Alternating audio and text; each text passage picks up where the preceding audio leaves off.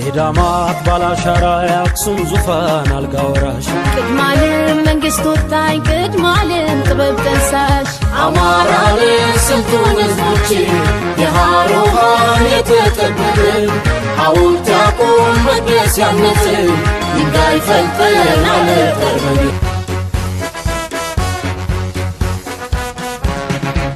ከጣና ሰማይ ስር የተቸረው ዳሩ ማሽነው ለሀገሩ ሰላምን ሸምሮ በፊደላት ማሳ እውቀትን የዘራ ሸማ ፈትሎ ለባሽ ጠቢብ ነው አማራ።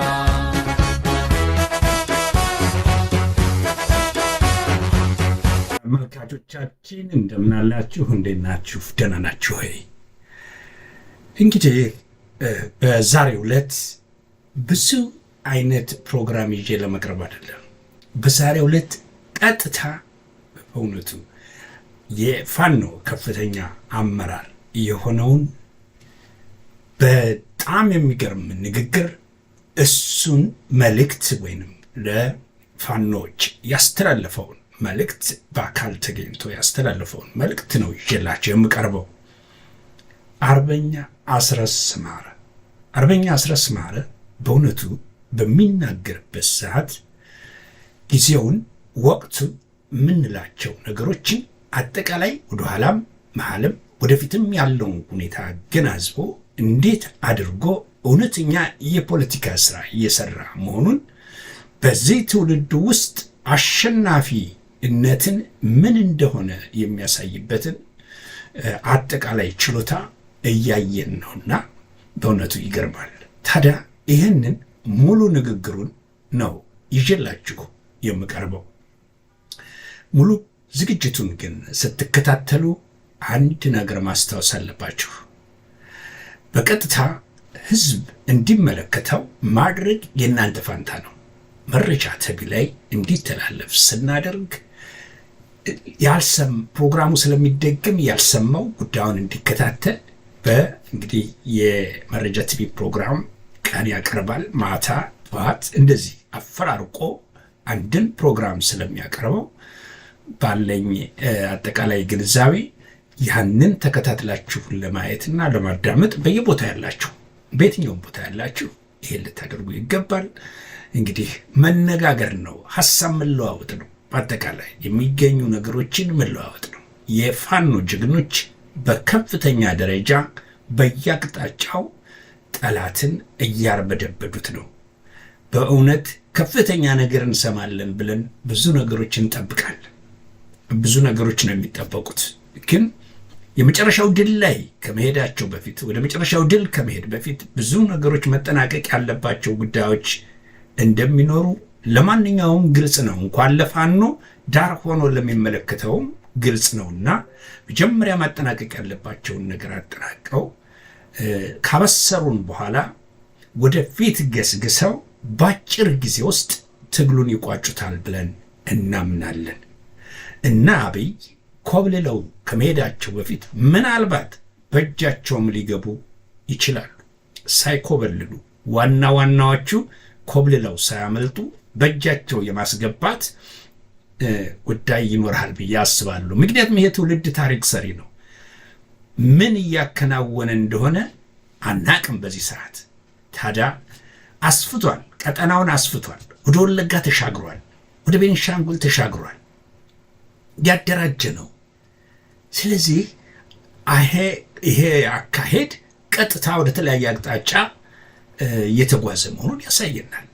በአፋር ያለው እንቅስቃሴ፣ በደቡብ ውስጥ በጋሞ የሚደረገው እንቅስቃሴ፣ እንዲህ አይነት የመሳሰሉ ነገሮች ወዴት አቅጣጫ እየሄደ ነው? አሁንም መሀል ላይ አዲስ አበባ ላይ ህዝባዊ እምቢተኝነት፣ ህዝባዊ አመፅ ይጠበቃል። ያ እንዴት ነው ሊመጣ የሚችለው? አጥለቅልቆት አጠቃላይ ዓለምን ጉድ ሊያሰኝ በሚችል ደረጃ ያጥለቀልቀዋል ብለን እናምናለን። ታዲያ አዲስ አበባ ይሰማል። ዛሬ በየትኛውም ወገን ላይ ወግነህ ቆመህ ለጊዜው ልትደጋግፈው ትችላለህ ያለውን የነ አብይ የነ ብርሃኑ ጁላ የነፍሰ ገዳይነት እንቅስቃሴ የጨፍጫፊነት እንቅስቃሴ ግን ነገ ባዶ ነው፣ ራቁቱን ነው። ስለዚህ ዛሬውኑ ከህዝብ ጋር መቆም ግን ወሳኝነት አለው። ታዲያ ይሄ ትውልድ አዲስ አበባ ላይ ያለው ትውልድ የዚህ ትውልድ አካል ነው እና የራሱን ዘዴ ሊቀይስ ይገባል። የራሱን እንቅስቃሴ ሊያደርግ ይገባል። ኢትዮጵያ ጀነራል የላትም። ጀነራል ቢኖራት ኖሮ ዛሬ በህዝብ ላይ ድሮን ሲጣል፣ በህዝብ ላይ ጭፍጨፋ ሲካሄድ፣ በህዝብ ላይ በደል ሲፈጸም የለም አይገባም ብሎ ከህዝብ ጎን ሲቆም እናየው ነበር። ግን የለም። ይህንን 4 ነጥብ አድርገን መናገር ይገባናል። የአንድ አገዛዝ አገልጋይ ጀነራሎች አሉ፣ ያውም በብሔረሰብ በአንድ ብሔር ውስጥ አመራሩን ይዘው አሽከር የቀጠሩ ከደቡቡም ከአማራውም ከትግሬውም ከምኑም ከሁሉም አሽከር የቀጠሩ መኮንኖች አሉ።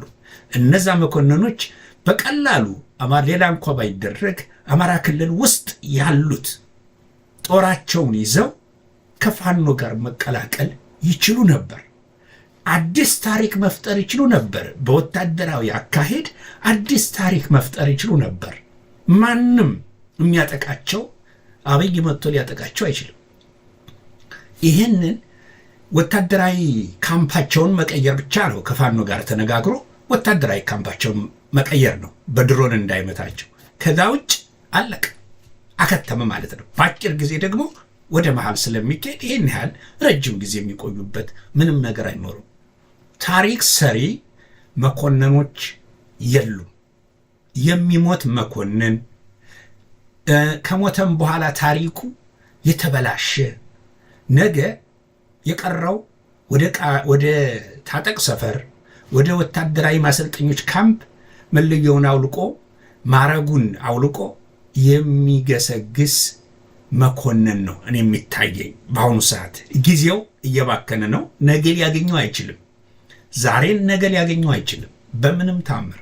ስለዚህ ይህን ሁሉ አስመልክቶ አጠቃላይ ያለውን ሁኔታ የፋኖን ጥንካሬ በእውነት ለመናገር በአርበኛ አስረስ ማረ ላይ አያለሁ። በደንብ ነው የሚታየው ሲገልጸው አጠቃላይ አማራ በምን አይነት ቁመና ላይ እንደሚገኝ ምን እየሆነ እንዳለ በእጅጉ የሚመሰገን ነውና ይህንን ፕሮግራም ተከታትለን እንግዲህ እንመለስ። ሰፋ ያለ ፕሮግራም ነው፣ ተከታተሉት። ብዙ ቁም ነገር ትገበዩበታላችሁ። እውነተኛ እንጂ ሐሰተኛ ታሪክ የለውም። ስለዚህ እውነትን የምትፈልግ በመላ ኢትዮጵያ ውስጥ ያለ ከዳር እስከ ዳር ይህንን ፕሮግራም መስማትና መከታተል ነው። በውጭ ሀገር ያላችሁ በሌላ መስመር እንገናኛለን። ስለዚህ ይሄን ነው የምለው። መልካም ጊዜ፣ መልካም ቆይታ። ቀጥታ ወደ አርበኛ አስረስ ማረ ይዣችሁ አልፋለሁ።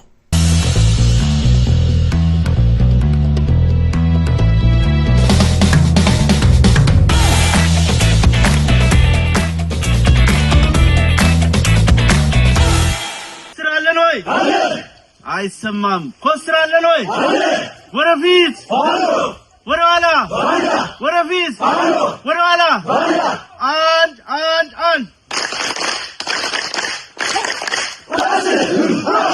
ዋው! በጣም ደስ ብሎኛል። በጣም ስርዓት የገባ ይባላል። እንዲህ አይነት ሰራዊት ሰልፍ የገባ ሰልፍና ስርዓት ማለት ብዙ ትርጉም ያለው ነገር ነው። እንዴት ጓጉቼ እንደመጣው አታውቁም። ስብሰባ ቋርጬ ነው የመጣው ለሰው ወክዬ በዚህ በአፋባ በድርጅት መስረታው ጉዳይ ነው። ያው ጥሩ ደረጃ ደርሰናል ወደ ጫፍ፣ ግን በቃ መቆየት አልቻልኩም። ጥሩ አጀንዳ ነበር የተነሳ። ምክንያቱም በእናንተ ላይ ነው የምንኮራው፣ በእናንተ ላይ ነው አንገታችን ቀና አድርገን የምንናገረው፣ በጠመንጃችን ላይ። ስለዚህ ምንም ነገር የለም ከዚህ ሰራዊት የሚበልጥ ምንም ነገር የለም በዚህ ትግል ውስጥ። በጣም ነው የማከብራችሁ፣ በጣም ነው የምናደንቃችሁ። ቀድም በጣም ስሜት ውስጥ ገብቼ ነበር መስዬ ሲያወራ ሁለት ነገር ይሰማኛል በአንድ በኩል በጣም ከፍተኛ ደስታና ኩራት ይሰማኛል እናንተን ሳይ በሚገርማችሁ ሁኔታ ጎጃም ቀጠና ብቻ አይደለም ብዙ ቦታ እንዲህ አይነት አርሚ እንዲፈጠር ኦልሞስት 4 አመት እየሞላን መስራት ከጀመርኩ እኔ ፋኖ የሚባለውን አሰላለፍ የተቀላቀልኩት 2013 ነሐሴ 6 ነው የአማራ ህዝብ ኃይል ሲመሰረት ያኔ ነው የተቀላቀልኩት ሁሉን ነገር ጥለን ሽፍታ ሆነን ወደ ጫካ የገባሁት ደግሞ ግንቦት 8 2014 ጦርነቱ ከመፈንዳት 1 አመት ከምናምን በፊት በዛን ጊዜ ሂደት ውስጥ ብዙ ቦታ ብዙ ነገር ሰርቻለሁ ማወራው ምኮራበት ለልጅ ለወንድም ለቤተሰብ ለጓደኛ የምትነግረው ታሪክ ብዙ ቦታ የቡድን መሳሪያ ገዝተናል ብዙ ቦታ አስታጥቀናል አደራጅተናል የአማራ ህዝብ አሁን የገባበት የሉና አደጋ ውስጥ የገባው እንዲሁ ዝም ብሎ በድንገት በተፈጠረ ነገር አይደለም ልክ ይሄ ትግል በድንገት እንዳልተፈጠረ ሁሉ አደጋውም በአንድ ቀን ኦሎፍ የሰደን የተፈጠረ አደጋ አይደለም የገጠመው ብዙ ሂደቶችን ያለፈ ብዙ የታሪክ ቅብብሎችን ያለፈ ብዙ የታሪክ ስብራቶችን የተሻገረ ነው ይሄ ታሪክ ስብራት ገፋ ስናደርገው ብዙ 100 አመታትን 400 500 አመታትን ወደ ኋላ ይወስደናል አነስ አድርገን ወደዚህ ስንቀነብበው ደግሞ ቢያንስ አንድ ክፍለ ዘመን በደንብ መናገር የምንችለው ችግርና የሉና ፈተና አሳልፈናል ቻይኖቹ ምን ይሉታል መሰላችሁ አሁን በዚህ በሪቮሉሽኑ ምክንያት በነማኦ እንቅስቃሴ አሁን የደረሱበት ደረጃ ከመድረሳቸው በፊት የነበራቸውን ዘመን ሴንቸሪ ኦፍ ሂዩሚሌሽን ይሉታል የውርደት ምዕተ ዓመት የዝቅታ ምዕተ ዓመት የመንኮታኮት ምዕተ ዓመት ብለው ይጠሩታል ከዛ ነው ባቢዮት የተነሱት በትጥቅ ትግል የተነሱት የኛ በዛ ልክ አልተተነተነም አልተነገረም እንጂ ኦልሞስት 1 ሴንቸሪ የሚሞላ የዝቅታ ዘመን አሳልፈ በንጽጽር ከወሰድነው ከቻይኖቹ ዘመን ጋር ላይነጻጸር ይችላል በንጽጽር አንዳንዴ ዝም ብለን በተለምዶ ላለፉት 30 አመታት 40 አመታት 50 አመታት እንላልና በትንሹ 80 አመታትን አሳልፏል በአማራ ህዝብ ላይ የህልውና አደጋ እንዲመጣ መስራት ከተጀመረ የመጀመሪያው ስራ የተጀመረው በጣሊያን ዘመን እንግዲህ በአንዱ ጥርስ የተነከሰብን ወደ ኋላ እንዳላሰፈው ልተውና የቅርብ ጊዜውን ያዳውን ታሪክ ብናነሳ አፍሪካን በበርሊን ኮንፈረንስ በሚቀራመቱበት ዘመን ቅኝ ግዛትን በትግል ሬጂስት ያደረገችው ኢትዮጵያ ነች ባድዋው ዘመን በአንድ በኩል ተመሳሳይ ልክ ጀርመኖች ፈረንሳዮች ጣሊያኖች እንግሊዞች የአፍሪካን ሀገራት በሚቀራመቱበትና ዛሬ ያለውን የአፍሪካን ባውንደሪ ባሰመሩበት ዘመን ጋር ተመሳሳይ ስለነበረ አጼ ምኒልክ ኢትዮጵያን መልሶ ግንባታ ስራ የሰሩት ትራንት የተወሰናችሁ ትኖራላችሁ ሳነሳ ነበር የጥቁር ኮሎናይዘር ወይም ጥቁር ቅኝ ገዥም ይሏቸዋል በዛ ዘመን ጥቁር ነጮችን ተገዳድሮ ተዋግቶ አሸንፎ ህልውናውን ክብሩን ያስጠበቀው በሁሉም ማዕዘናት በሁሉም የዓለም ማዕዘናት እኮ በነገራችን ላይ አውሮፓውያን ከ15ኛው ከ14ኛው ክፍለ ዘመን ጀምሮ ቅኝ ያልገዙት ክፍለ ግዛት የለም አሜሪካን ጨምሮ የእንግሊዝ ቅኝ ግዛት ነች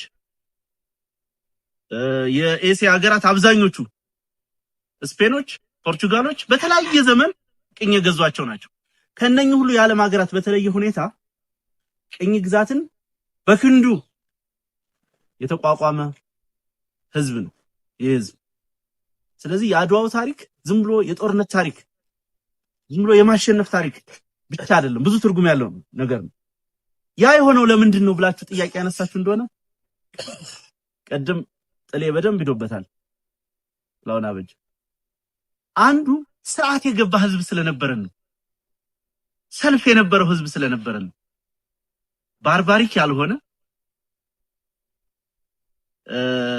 እንዲሁ ቼን ኦፍ ኮማንድ የሌለው ሳይሆን ስርዓት ያለው መሪ ያለው የሚታዘዝ የሚመራ የሚያዳምጥ የሚከተል ስትራቴጂይዝ የሚያደርግ ህዝብ ስለነበረ ነው ይሄ ስርዓት እንዲተከል ይሄ ስርዓት ያለው ይሄ ሰልፍ ያለው ህዝብ እንዲኖር ትልቁን ሚና የተወጣችው የኢትዮጵያ ኦርቶዶክስ ቤተክርስቲያን በዚህ ዘመንም ሆነ በባለፉት ዘመናት የኢትዮጵያ ኦርቶዶክስ ቤተክርስቲያን የጠላቶቻችን ኢላማ የምትደረገው ለሃይማኖታዊ ዓላማ እንዳይመስላችሁ፣ ሃይማኖተኞች ስለሆኑም እንዳይመስላችሁ አይደለም። ኢትዮጵያ ውስጥ ካሉ በተቋም ደረጃ በኢንስቲትዩሽን ደረጃ ካሉ እድሜ ጠገብ ተቋማት መካከል የኢትዮጵያን ኦርቶዶክስ ቤተክርስቲያን ተዋህዶ ቤተክርስቲያን የሚያክል የለም። የእምነት ጉዳይም አይደለም። እኔ እዛ ቴዎሎጂ ውስጥ አልገባም፣ ብዙም እዛ ሰው አይደለም። ዋነኛ ፐርፖዙ ፖለቲካ ነው። ይሄንን ስርዓት ያለው ህዝብ፣ መስመር ያለው ህዝብ፣ ረድ ያለው ህዝብ፣ ለህልውናው በጋራ የሚነሳ ህዝብን መፍጠር የቻለችው ማቆየት ማንበር የቻለችው የኢትዮጵያ ኦርቶዶክስ ቤተክርስቲያን ስለሆነች ነው ኢላማ የተደረገችው። ከዛ ቀጥሎም ወይም በተመሳሳይ ሁኔታ ያንን ያድዋ ድል እንዲከወን ዛሬ ወራሪዎችና ይሉኝታ ቢሶች መሪዎቹን የጦርነቱን ስትራቴጂስቶችን ወደ ጎን ትተው ፈረሰኞቹ ናቸው የሚያረጉት እነ ከሊናቸው የሚያረጉት እንደሚሉት እመጣበታለሁ በኋላ። በዚህ በእኛ ዘመንም ይነገራል። በዚህ እንዲህ አይነት በጣም የሚያሳፍር ነገር አጼ ምኒልክ ሳይኖሩ እቴጌ ጣይቱ ሳይኖሩ አድዋን ማሰብ አትችልም። ምን ማሰብ አትችልም። ስለዚህ እነኛ ሰዎች ናቸው በዛ ስርዓት በዛ ፓተርን መርተው ያንን ህዝብ ሰርቫይቭ እንዲያረጉት። ዛሬ የኔና የናንተ ስም ወይ አልቤርቶ ወይ ሌላ ብዙ አይነት ጣሊያን ስሞች ሊሆኑ ይችላሉ ነበር። ኢትዮጵያ አሁን ያላትንም ቅርጽ ላይኖራት ይችል ነበር። ፎርሹር ደግሞ አይኖራትም። ቅኝ ግዛቱ ቢቀጥል ኖሮ በሌላው አፍሪካ ሀገር እንደምታዩት የተበጣጠሰ ግዛት ነበር የሚኖረን። ስለዚህ በዛ ምክንያት ታርጌት ተደርጎ ቆይተናል። በሁለተኛው የጣሊያን ወረራ ዘመን በአምስቱ ዘመን የመጀመሪያ ስትራቴጂ ተደርጎ የተወሰደው አማራንና የኢትዮጵያ ኦርቶዶክስ ተዋህዶ ቤተክርስቲያንን መምታት፣ በተለያየ ስልት መምታት። በ1983 የጀመረ አይደለም አማራን ማጥፋት ወይም ከዛ ወዲህ የጀመረ አይደለም። ያርሾ የውጭ ወራሪዎችን የሀገር ውስጥ ደግሞ ወደረኞችንና አረመኔዎችን ተጠቅሞ ወደረኞች የምንላቸው ለስልጣን የሚፎካከሩ አማራው ነው ስልጣን የያዘብን፣ ስለዚህ አማራውን መምታት አለብን፣ አማራውን መተን ወደፊት መስፈንጠር አለብን ብለው የሚያስቡት ናቸው። አረመኔዎቹ የምንላቸው ደግሞ ከስልጣኔ የተፋቱት ከህሊና ተጠየቅ የተፋቱት በማጥፋት ላይ በማውደም ላይ ሀገር በቀሉን ዊዝደማችንን ስልጣናችንን በመደምሰስ ላይ ዛሬም እንደሚያደርጉት በዚህ መንፈስ ላይ የበቀሉት አረሞች ናቸው። እነኚህን ተጠቅመው በርካታ ስራዎች ሲሰሩብን ቆይተዋል። ከአድዋው ጦርነት ባልተናነሰ ሁኔታ የፖለቲካውን የኃይል ሚዛን በመጠበቅ የኢትዮጵያን ታሪክ በመጠበቅ የአርበኞቹ ዘመን ትልቁን ድርሻ ይወጣል። በዚህ ረገድ በነገራችን ላይ እነ አልቤርቶ ሳቫኪ የተባሉ የጣሊያን ጸሐፊዎች በጻፉትም ጭምር 80% አርበኞች የጎጃም አርበኞች እንደነበሩ በታሪክ ይነገራል። ያ ዘመንም እንዲሁ ዝም ብሎ ያልገዛም ባይነት ብቻ ሳይሆን የኢትዮጵያን እርሾና እሴቶች አትሊስት አሁን የተረፉትን ሪዘርቭ በማድረግ ረገድ ከፍተኛ ድርሻ የተወጣንበትና የተወሰደበት ጊዜ ነው የነበረው። ከዛ በኋላ ንጉሱ ስልጣን ላይ ከወጡ ጊዜ ጀምሮ የተከናወኑ በርካታ የታሪክ ጥፋቶችና ብልሽቶች አሉ። አማራን ዛሬ የደረሰበት ደረጃ ሊያደርሱ የቻሉ በርካታ ችግሮች፣ አንደኛው የትምህርት ፖሊሲ ነው። ትምህርትን ስናነሳ ብዙ ጊዜ የምንወቀስበት ነገር ማስታወስ ፈልጋለሁ። አልፎ አልፎ ይሄ መማር ማስተማር መፈቀድ አለበት እንዲህ መሆን አለበት ምናምን፣ እኔ ይገርመኛል አንዳንዱ ሰው ምን ያህል ለፖለቲካ ኮሬክትነስ እንደሚጨነቅ ምን ያህል ውሸታም እንደሆነ። ስንቶች ትምህርት ቤቶች ናቸው ዛሬ ቁሳቁስ ያላቸው፣ ጣሪያ ያላቸው፣ ላይብራሪያቸው የሚሰራ ማስተማር የሚችሉ። ፖሊሲውን ተውት። ያ ነባራዊ ሁኔታ በሌለበት አውድ ውስጥ ይሄኛው የፋኖ አደረጃጀት የድንቁርና ዘብ ነው። ትምህርት ቤት ላይ ህፃናትን እየገደለ ትናንትና እኮ ወልዲያ ዙሪያ ሳንቃ ነው ሰምታችኋል አይደል? ጤና ጣቢያ ላይ ነው ድሮን የወደቀው። ወላዶች ሞተዋል። በጦርነት መሃል ለወሊድ ጤና ጣቢያ የገቡ ነፍሰ ጡሮች ሳይገላገሉ በድሮን ተገለዋል። ይሄን አረመኔ አገዛዝ ልትታገለው ነው የሚገባ ወይስ ለሱ ፖለቲካ እንትን ፍጆታ ብለህ ትምህርት ቤት ከፍተህ ትምህርት ቤቶችን የስለላ መዋቅር እንዲያደርግ እንዲደፍር ልትፈቅድለት ትችላለህ? እዚህ ጉንዶይ ላይ ቡዛ የሚባል ትምህርት ቤት ሰዴ ላይ ከተማ ውስጥ ትምህርት የተከፈተባቸው ቦታዎች ላይ ደፍረዋል እህቶቻችን ልጆቻችን። ይሄንን ደፋሪና ወራሪ ሰራዊት በነቂስ ወጥተን ልንታገለው የሚገባ ሆኖ ሳለ ልክ እንደ ድሮ ሰላማዊ ሰልፍ ትግል እናደርግ ይመስል የምርጫ ትግል እናደርግ ይመስል የቅንጦት አጀንዳ የሚያራግቡ አሉ። ሌላም ይሉን አሉ። ጎጃም መጥቶ የጎንደር መጥቶ ቤተሰቡን የባለ መጠየቅ ያልቻለ ግን አዲስ አበባ የተቀመጠ ዘገዩ መቼ ነው የሚመጡ ይላል። ቀጠሮ የሰጠው ይመስላል። በነገራችን ላይ የኢትዮጵያ ህልውና የተከበረው አርበኞቹ ጣሊያንን ያሸነፉት እኮ እነ ራስ አበበ አረጋይ በሸዋ ተራሮች፣ እነ በላይ ዘለቀ በሶማ በለምጨን በሌላው የጎጃም አካባቢ፣ ራስ አሞራው ውብነህ በወልቃይትና በጎንደር፣ ጀነራል ኃይሉ ከበደ በወሎ ተራሮች ተዋግተው ነው። አዲስ አበባ ላይ እኮ አይደለም ውጊያ የሚደረገው አይደል? የሆነ ችቦ ልትለኩስ ወይ ለድግስ አይደለም የምትሄደው። የ4 ኪሎ መንበረ ስልጣን የምትነቀንቀው የምታሸንፈው እዚህ ነው። የምታሸንፈው ዘበኛውን ሰራዊቱን በመምታት ነው። እንደዛ ሊያሸማቅቁ በሚሞክሩ ሰዎች እንዳትሸወኑ። የደርግ ጦርነት በከፍተኛ ደረጃ ሽፍት ያደረገው ሽሬ ላይ 604ኛ ኮር የሚባለው ሰራዊት ሲደመሰስ ነው። ተውት፣ ያን ሩቅ አንሄድም።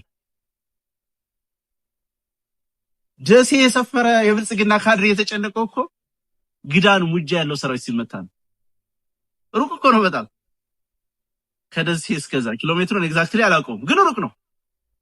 ብልቱን ለይታ የመታው ቀን የ4 ኪሎ የአረመኔ ቁንጮ አውሮፕላን አስጠግቶ ወይ ዩናይትድ አረብ ኤምሬት ይሄዳል ወይ የሆነ አፍሪካ ሀገር ይሄዳል። ይሄ ታሪክ ነው። መንግስቱ ኃይለማርያም የተሰደደው እኮ ተተኩሶበት ጥይት ስቶት አይደለም ማለት ጠላቴ የሚለው አካል ወሳኝ ኮሪዶር ውስጥ የተቆጣጠሩለት ነው ሄደው። ስለዚህ አንዳንዶቹ የሆነ ጠመንጃ ይዘን እዚህ ስንጫወት እንደነበረው እየፎከርን 4 ኪሎ ምናምን እያልን አዲስ አበባ ምን ሄድ ይመስላችኋል? እንደዛ አይደለም ጦርነቱ። እንዳነሳውላችሁ ይሄ ሰራዊት ይሄ በየደጃችን የመጣ ሰራዊት የዛ የአረመኔ አገዛዝ የዛ አማራን ሊያጠፋ የተነሳው አስተሳሰብ ዘበኛ ነው። ይሄን ዘበኛውን አስወግደ ነው ወደዛ የምትሄደው። ገለህም አይደለም የምትጨርሰው። ፎርዛት ማተር የምኒልክ ህዝብ ጓዶቻችን ጋር እያወራው ነበር። አሁን ወደ እናንተ ከመምጣቴ በፊት እያነሳን ነበር። የሰሞኑን ድል ያስገኘውን ኦፕሬሽን ለማድረግ 10 ጊዜ ትእዛዝ ሰጥቻለሁ አላዛዡ። 10 ጊዜ በ11ኛው ነው የተፈጸመው። ያው የሰራዊታችንን ባህሪ የምታውቁት ነው። እኛም የሊደርሺፕ ችግር ይኖራል የመፈጸም። ያንን 10 ጊዜ ተመሳሳይ ቦታ ትእዛዝ በመስጠቱ ያገኘውን ውጤትና በቃ ጦርነቱ ምን ያክል በምን አይነት መልክ መመራት እንዳለበት እየነገረን ነበር። ይሄ ሰራዊት እዚህ ዲማ ላይ እነማይ ላይ ቢቸና ላይ ሳይሆን ከደጀን እስከ ሞጣ ያለውን የጠላት ኃይል ሙሉ በሙሉ የመሰባበር ሙሉ በሙሉ ሚዛኑን የማዛባት መስመሩን የመቆጣጠር እድል አለው። ይሄ እዚህ ያለው ኃይል ብቻው የሚፈልገው ምንድነው? መረጃ የሚፈልገው ምንድነው? ታክቲክ ነው።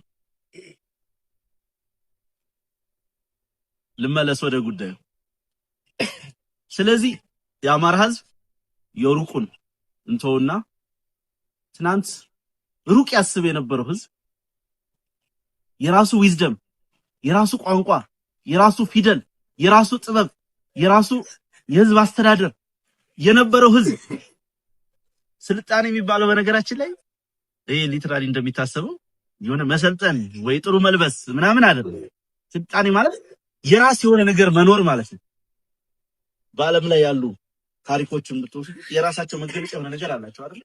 ቻይኖቹ ለምሳሌ ከምዕራባውያን የሚኮሩት ነገር ቢኖራቸውም የራሳቸውን ይዘው፣ ራሺያዎቹ በጉልበት ሰርቫይቭ አድርገው ኦርቶዶክስ እምነታቸውን ከሌሎች ኃይሎች ጠብቀው አፍሪካ ውስጥ በራስ በቅነት በስልጣኔ የሚገለጽ ታሪክ ያለው ትልቅ ህዝብ ነው። ነገር ግን እንዳነሳሁት ለምዕት ዓመት በተከታታይ የሩቁን እንተውና የቅርብ ጊዜው ነው ለምዕት ዓመት በተሰራበት ተከታታይ ስራ ምክንያት አንገቱን ደፍቶ ቆይቷል። የመጀመሪያውን ባለብሩህ አምሮ ትውልድ የመጀመሪያውን ትውልድ በወረራው ዘመን ጣሊያን ጨፍጭፎታል። የሚነገረው በታሪክ የሚወራው መስዋዕትነት የከፈሉ አርበኞች ታሪክ ነው።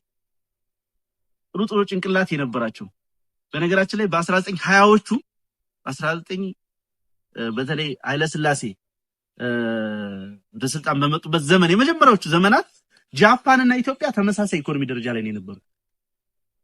ጃፓንና ኢትዮጵያን ያልኳችሁ አስቡት። ጃፓን ዛሬ ያለችበትን ደረጃ አስቡት። በዓለም 8 ወይ 7 ግዙፍ ኢኮኖሚ ካላቸው የበለጸጉ ሀገራት መካከል ነች ጃፓን። ተመሳሳይ ኢኮኖሚ ነው የነበራቸው። በዛ ዘመን ኢትዮጵያ የነበራት ኢሊት የነበራት የተማረ የሰው ኃይል የነበራት አቅም ከጃፓኖች ጋር ተቀራራቢ ነበር። ጣሊያኖቹ ያጠፉት አርበኞቻችንን ብቻ አይደለም ጭንቅላቶቻችንን ጭምር ነው የፈጁት። በዛ ዘመን ብዙ ያልተነገሩ ያልታወቁ ታሪኮች አሉ። ሁለተኛው የመጣው ትውልድ ደርግ ያጠፋው ትውልድ ነው። በደንብ መያዝ ያለበት። አንዳንዶች በተለይ የህወሓት ሰዎች የደርግን አገዛዝ ስርዓት ከአማራው ጋር ለማያያዝ ይሞክራሉ፣ ይነገራሉ። ለፖለቲካ ፍጆታ እንዲጠቅማቸው ነው ይሄን የሚያወሩት። በተጨባጭ ግን ደርግ የመጨረሻውን የአማራ ኢሊት የደቆሰ ከአማራ ፖለቲካ አንፃር ከፍተኛ ዋጋ ያስከፈለን ብዙ ልሂቆቻችን ያለቁበት ነው። ጸሐፊ ትእዛዝ አክሊሉ ሀብተወልድ ሰምታችሁ ይሆናል በታሪክ ዛሬ አብይ አህመድ የሚቀባጥርበትን ቀይ ባህር ዛሬ ስንት የሚወራበትን ኤርትራ በዲፕሎማሲ ያስመለሱ ሰው ናቸው። በዩኤን ሪዞሉሽን በተባበሩት መንግስታት ሪዞሉሽን ተንከራተው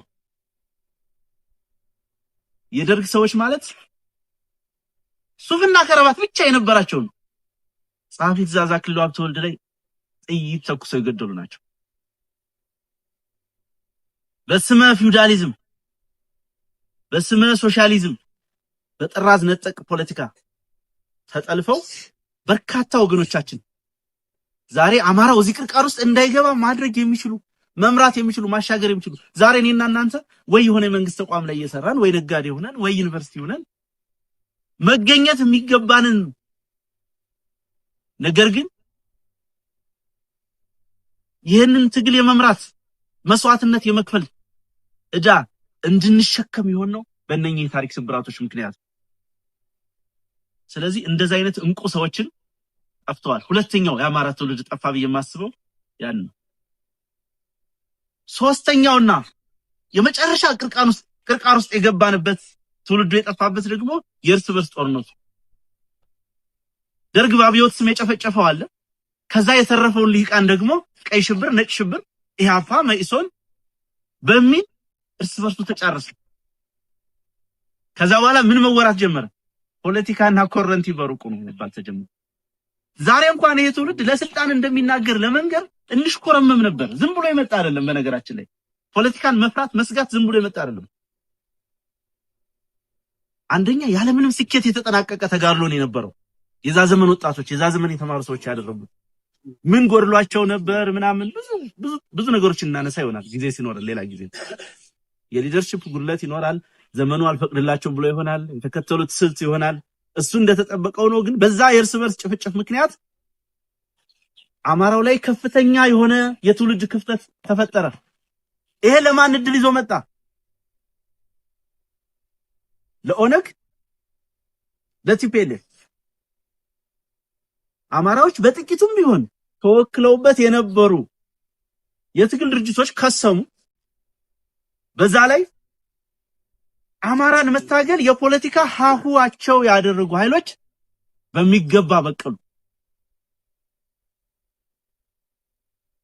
ከዛ በኋላ በጥቂት አመታት 15 16 17 አመታት ውስጥ የሚፈልጉትን አሳኩ።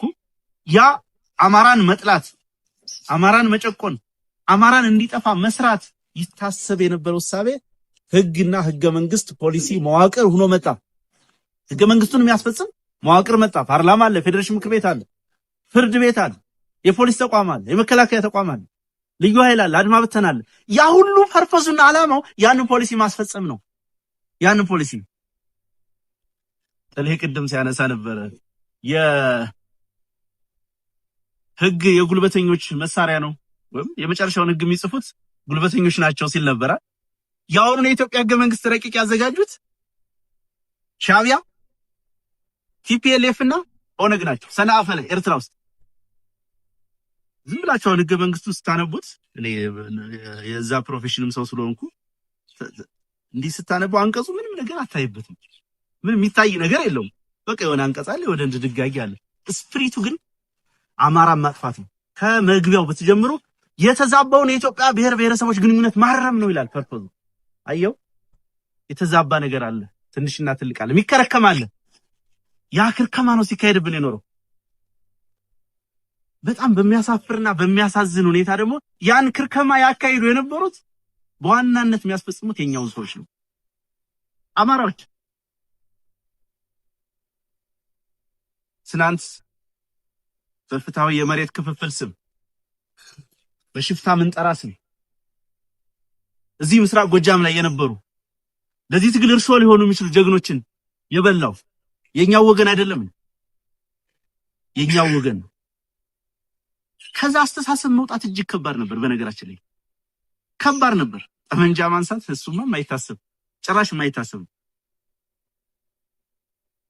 በዛ ምክንያት ብዙ ዋጋ ተከፍሏል። ብዙ ትውልድም ጠፍቷል። የመጀመሪያው የዚህ ትግል ስኬት የፋኖ ተጋድሎ ስኬት በነገራችን ላይ የፖለቲካ ዓላማችንን በጠመንጃ ማስፈጸም እንችላለን የሚለውን ሐሳብ ትውልዱ ላይ ማስረጽ ነው። ትልቁ ስኬታችንም እሱ ነው። ከዚህ በኋላ ያለው የሥራ ጉዳይ ነው፣ የማኔጅመንት ጉዳይ ነው፣ የአቅም ጉዳይ ነው፣ የግለሰቦች ጉዳይ ነው፣ የድርጅቶች ጉዳይ ነው። ዋነኛው ነገር ያን አስተሳሰብ መውለድ ነበር። ይሄን አስተሳሰብ ለመውለድ ብዙ የድብታ ዘመኖች አልፈዋል። የሆነ ቦታ ከተሞከሩት በስተቀር በራስ አቅም በራስ በቅነት አገዛዙን መታገል አለብኝ ብሎ መነሳት አደገኛ የነበረና ቅድም እንዳነሳሁት እንደ ኮረንቲ በሩቁ ይታይ የነበረውን አስተሳሰብ ለመስበር እኔም ሆንኩ ሌሎች ጓዶች ብዙ እርምጃ ተራምደናል፣ ብዙ ርቀት ሄደናል። በዛ ተሳክቶልናል ብዬ አስባለሁ። እንደ ትውልድ ለመኩራራት ለመታበይ የምንናገረው ነገር የለም፣ የሚያኩራራም ነገር የለም። ገና ነው። ገና ብዙ የቤት ስራ አለብን፣ በጣም ብዙ። የመጀመሪያ ሐምሌ 27 ሁሉም ቦታ የምትታወስ ቀን ናት። መቼም በየወረዳው ስንገባ ያው እንደምታውቁት ደምስሰን ምናምን አይደለም የገባ ነው አይደል?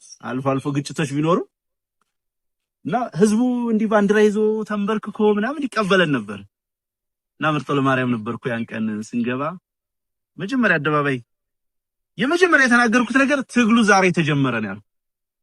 ምክንያቱም ገና አልተነካም። ምንም ቢሆን ምንም ደካማ ቢሆን 120 ሚሊዮን ህዝብ የሚያስተዳድር ያንን ኢትዮጵያን የሚያክል ግዙፍ ታሪክ፣ ግዙፍ የዲፕሎማሲ እርሾ፣ ቀላል የማይባል ኢኮኖሚ ያለ ይሉንታ ያለ ተጠያቂነት ሁሉን ነገር ለጦርነት የሚያውል እብድ ግለሰብ የሚመራው መከላከያ ነው። ስለዚህ ጉዳት ማድረሱ አይቀርም፣ መታገሉ አይቀርም እና አብዛኛው ሰው ያኔ የሆነ ነገር የተጠናቀቀ ምናምን መስሎት ነበረ። አሁንም ብዙ የሚቀር ስራ አለ። ትልቁ ነገር ግን እንዳልኳችሁ አስተሳሰቡን መውለዱ ነው። እኛ በታሪክ አጋጣሚ ስለተገኘን እንጂ እርግጠኛ አይደለም ከስንቶቻችሁ የተሻለ የማሰብ አቅም እንዳለኝ። ትልቁ ነገር የምንደራጀውም ተቋም የምንፈጥረውም የምንሰባሰበውም አቅም ያለው ሰው እንዲመጣበት፣ አቅም ያለው ሰው ትግሉን እንዲመራ ነው። ያ ሲሆን አይደለም በአንድ ዓመት በሁለት ዓመት ሌላ ዘመናትን ብንታገል በዘላቂነት ህዝቡን ወደሚፈልገው ዓላማ የሚወስድ ትግል ማድረግ እንችላለን ብዬ አስባለሁ። ብዙ ጥንቃቄ ልናደርግባቸው የሚገቡ ነገሮች አሉ። ቀደም ምስጌ ጠቆም አድርጎታል። ማቲያስም ሲነካካ ነበር፣ ሞገስም እንደዚሁ። የትግል ጥበቃ፣ ድርጅት ጥበቃ የሚባሉ ነገሮች ዝም ብሎ አይደለም። እናንተ እዚህ ለመገኘት እንደዚህ አይነት አባ ኮስትር ግዙፍ የሆነ የሚያስፈራ ለጠላት በእጅጉ የሚያስፈራ ለወገን ደግሞ በእጅጉ የሚያኩራራ ኃይል። በነገራችን ላይ ትናንትና ወደ ሆነ ቦታ ከእናንተ ልጆች ተቀንሶ ሄደ ኃይል ነበር ለሆነ ኦፕሬሽን ራቅ ወዳለ ቦታ። ጠላት ጥናት ስለሚያደርግ የውጊያ አቅም ስለሚያውቅ ከየት ነው ኃይል የመጣ ተብሎ ከዚህ መጣ ሲባል ሁለት ቦታ ለቋውን ወደ ኋላ ፈግፍጓል። ገና ውጊያ ሳይጀምር አጨብጭቡ እስኪ ለአባ ኮስተር አንድ ጊዜ።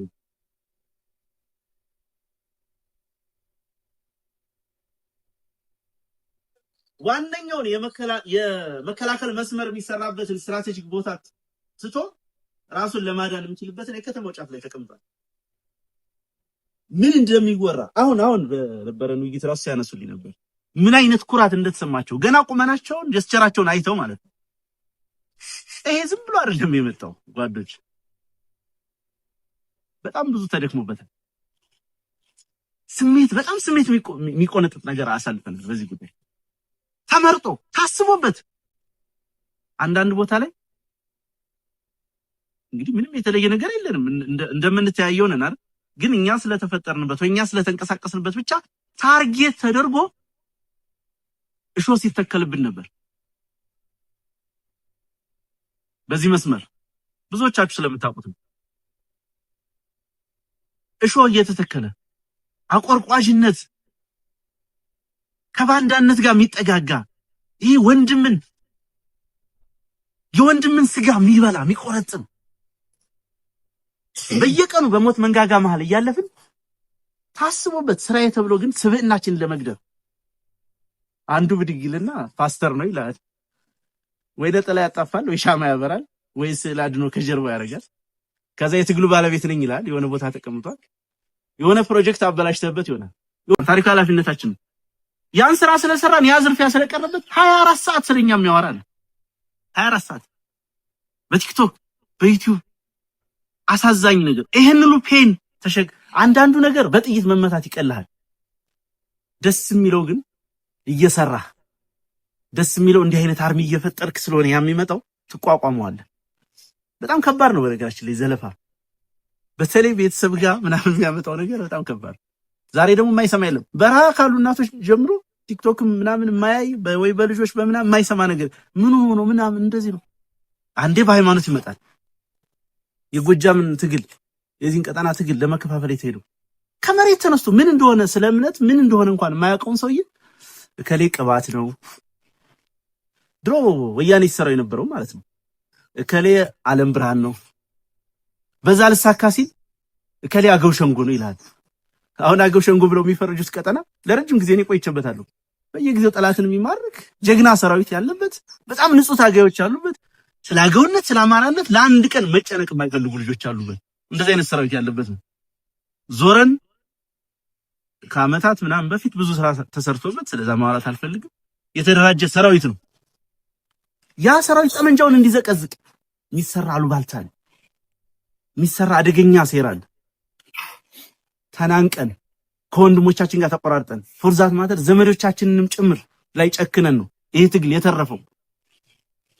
ዛሬ አባ ኮስተር እዚህ ቀጠና ታየ። አስቡት፣ አባይን ተሻግሮ እዚህ ታየ ሲባል የሚፈራ እንዲሆን ብዙ ዋጋ ከፍላችኋል። እናንተም እኛም ለምስጊን ብዙ ዘለፋ ብዙ ስድብ ተቋቁመን ያ ነገር ቀጥሎ ቢሆን ኖሮ አንዳንዱን ያላማው ተራ ፉክክር ቢሆን ምንም አይገርመኝም። ምን ላውን ወይ ማርሸት ወይ ዳኙ ወይ ሽገዛ አይ በቃ አስረስ ለዚህ ቦታ ዲዘርቭ አያደርግም፣ ይሄን ድርጅት መምራት ያለብኝ እኔ ነኝ፣ ይሄን ቦታ የኔ ነው ብሎ ተነስተው ይታገሉት ኖርማል በፖለቲካ ትግል ውስጥ ያለ ነው አይደል? ይገባኛል ማለት ለግዞት እኮ ነው አንዳንዱ የታገለ ለሆነ ሰው ማለት ነው። የት እንደተወለደ እንኳን የማያውቀው አፍተሩልኛ የአማራ ብሔርተኛ ታጋዮች ነን። የአማራ ብሔርተኛ ታጋዮች ነን ካል የአማራን ሕዝብ ስነ ልቦና፣ ክብር፣ ልዕልና፣ ታሪክ ማወቅ ማደግ የህይወት መመሪያችን ልናደርገው ይገባል። እዛ ውስጥ ፈጽሞ የሌለበት አማራ የሚለውን ቃል ለፖለቲካ ኮሬክትነት ያነሳ የሆነ አካል ለሱ ግዞት አድሮ ነው የወንድሙን ስም ሲያጠፋ አንተ እንዳትደራጅ ሲያደርግ የቆየ የነበረው። በትዕግስት በጽናት አሸንፈን እዚህ ደርሰናል። እንኳን ደስ አላችሁ ማለት ፈልጋለሁ።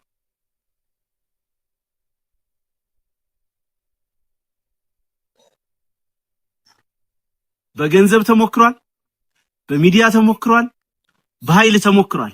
በነገራችን ላይ የአባ ኮስተር አንድነት ሲጠበቅ፣ የዚህ ቀጠና ትግል አንድነት ሲጠበቅ፣ እነዛን ውጣ ውረዶች እነዛን ሂደቶች ስናልፍ የጠበቅነው ይሄን ብርጌድ እንዳይመስላችሁ፣ የጠበቅነው የጎጃም ትግል እንዳይመስላችሁ፣ የጠበቅነው አማራነትን ነው።